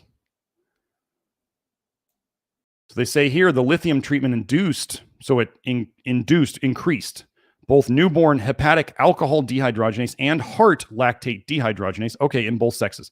Conversely, an inhibition, this is what I was looking for, an inhibition of liver mitochondrial aldehyde dehydrogenase for the enzyme with the apparent high Km was determined in the male X in offspring. Slowing down liver detox right there, which when you slow down aldehyde dehydrogenase in the liver, you slow down bile production. This is the connection that we found. So as I was suspecting, if lithium, high dose lithium, were to shut down post-Accutane syndrome, it is because it is shutting down detox, it is shutting down ALDH, it is slowing the bile production. They're not pushing the bile out into their system. If you don't push bile out into your system, you can't leak it into the system, so your symptoms get better, because the symptoms originally were coming from toxic leaky bile going into the system.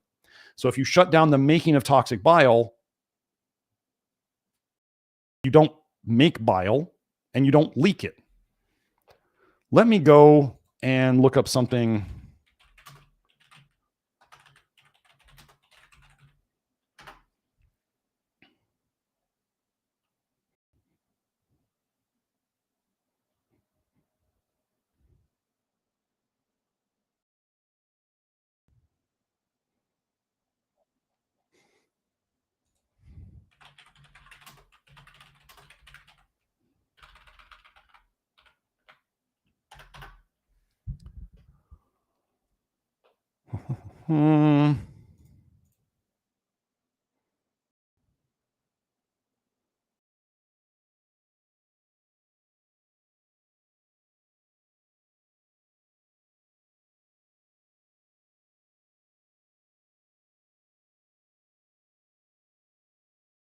Nothing exciting. What I was looking for, and if anybody wants to go look for this, I'm not going to pursue it because I really just don't care.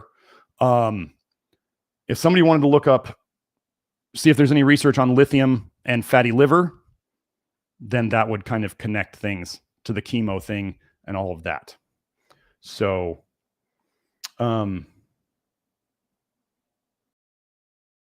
if you find studies where it's short term and it's cell studies and it's like mice for a couple weeks and it says good things happen from lithium, that means bad things happen long term. Slowing down lithium hepatic aldehyde dehydrogenase is like one of the worst things you could do.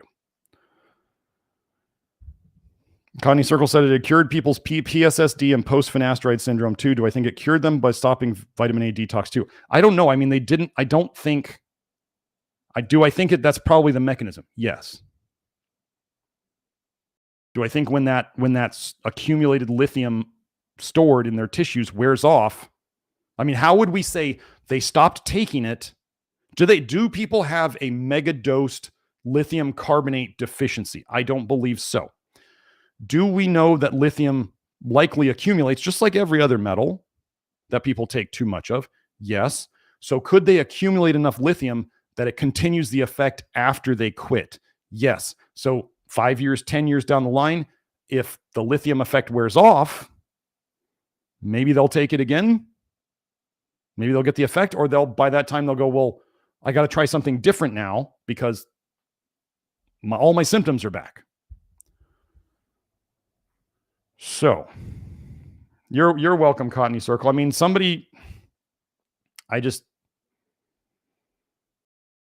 there is, go look up hepatotoxicity and liver toxicity of lithium carbonate, and you'll find it. Oh, Will's done a lot of research on lithium. Will says lithium not only accumulates, but where it accumulates is very bad. It accumulates in the HPA, the hypothalamus, I assume you mean, hypothalamic pituitary adrenal axis, and gonads, meaning even small amounts destroy your hormones. If you want to go play with fire. Oh, and then they're giving it for lithium. Joe found this paper. Here, let me open this one up. Lithium for long COVID. What is long COVID? Toxic leaky bile. Lithium aspartate for long COVID fatigue and cognitive dysfunction. So if we see PAS go away from high dose lithium, and we see long COVID go away from high dose lithium, and you're seeing post-finasteride syndrome and PSSD or whatever going away, it's all the same mechanism. It's all slowing down detox. And then, as I find, when we slow down ALDH, that is how you can get the short-term benefits. And we found a paper showing that lithium slows down ALDH, which means it slows down bioproduction, which is our whole basis of all of this. So that was my presentation. Okay, we're all done for the day. I got to get to the inner circle. So now let's just head through the links, Joe. So if you want to find more information from me, or if you want to work with me or one of my practitioners, you want to go to nutritiondetective.com. That's where under the consultation tab, you can find all of that. If you're interested in the super clean and very specific supplements that we do, those can also be found in the shop at the website, nutritiondetective.com. If you join the Love Your Liver program, which is at members.nutritiondetective.com, which the price, we're changing some things about the Love Your Liver program. We're getting rid of the yearly fee. We are changing it to a one-time fee. So instead of $99 a year, we are changing it to $199 one-time lifetime. So if you're not in yet, we're gonna move everybody from the $99 a year into they're grandfathered. You're in. If you're in now, you're in. There's no extra charge. If you haven't joined the Love Your Liver program yet, you can still join it at $99 a year, one time for that year, and then I'm going to move you into, then you're grandfathered. As soon as I put up the $199 lifetime, that's the price. But I will be moving everybody who is paying a yearly fee into the lifetime membership probably this afternoon. So you don't have a lot of time. So if you see this episode later, you probably missed out. But still, it's going to be a lifetime membership. So there's that. Members.nutritiondetective.com is the Love Your Liver program. That is a do-it-yourself program. Yes, there are more than 2,000 people in there working together towards the same goals. And there is a lot more in there than just a low vitamin A diet. I wouldn't sell people a low vitamin A diet. That's easy. There's a whole bunch of other stuff in the program way beyond just the low vitamin A stuff. And then you also get a discount on our supplements if you're a member. So last thing is, if you want to find me on Twitter, NutriDetect, NutriDetect, at NutriDetect. That's where I'm posting a lot. And yeah, that's about it. So hope you all enjoyed the presentation. If you're going to eat rice, prepare your rice properly to reduce the arsenic. At least do something. You got like 4 major options from this presentation today based on the research. And there is one that is better. And then that's the PBA, that's the parboiling and then cooking or absorbing, and then adding charcoal to any of these approaches supercharges it, in my opinion, and what I've seen on hair tests. So, and then, yeah, if you want to do lithium for your post-Accutane syndrome, I mean, you can. Just remember, folks, it doesn't take much for people to post. Yeah, it doesn't take much for people to post stuff on the internet and say stuff works. They just have to make a forum account and post it. They can completely lie. Never forget how many liars are out there lying to us every day. So just because somebody said something on a forum, I don't believe it. I'll go, maybe that's true. Let me look around some more and let me see if what I know aligns with that. Does it make sense? Does it make sense that taking a mega dose of a mineral fixes something for good? The accumulation theory and the detox slowing theory put together makes a lot more sense to me. So anyway, hope you all enjoyed it. I got to go. I will see you all next week. I think I might do heart disease next week. So no promises, but I think I'll do heart disease with all of Mike Roberto's research. And then hopefully in the future, when Will and I have stuff ready, we'll do like the estrogen dominance, progesterone deficiency thing. So hope you all enjoyed it. See you later. Bye now.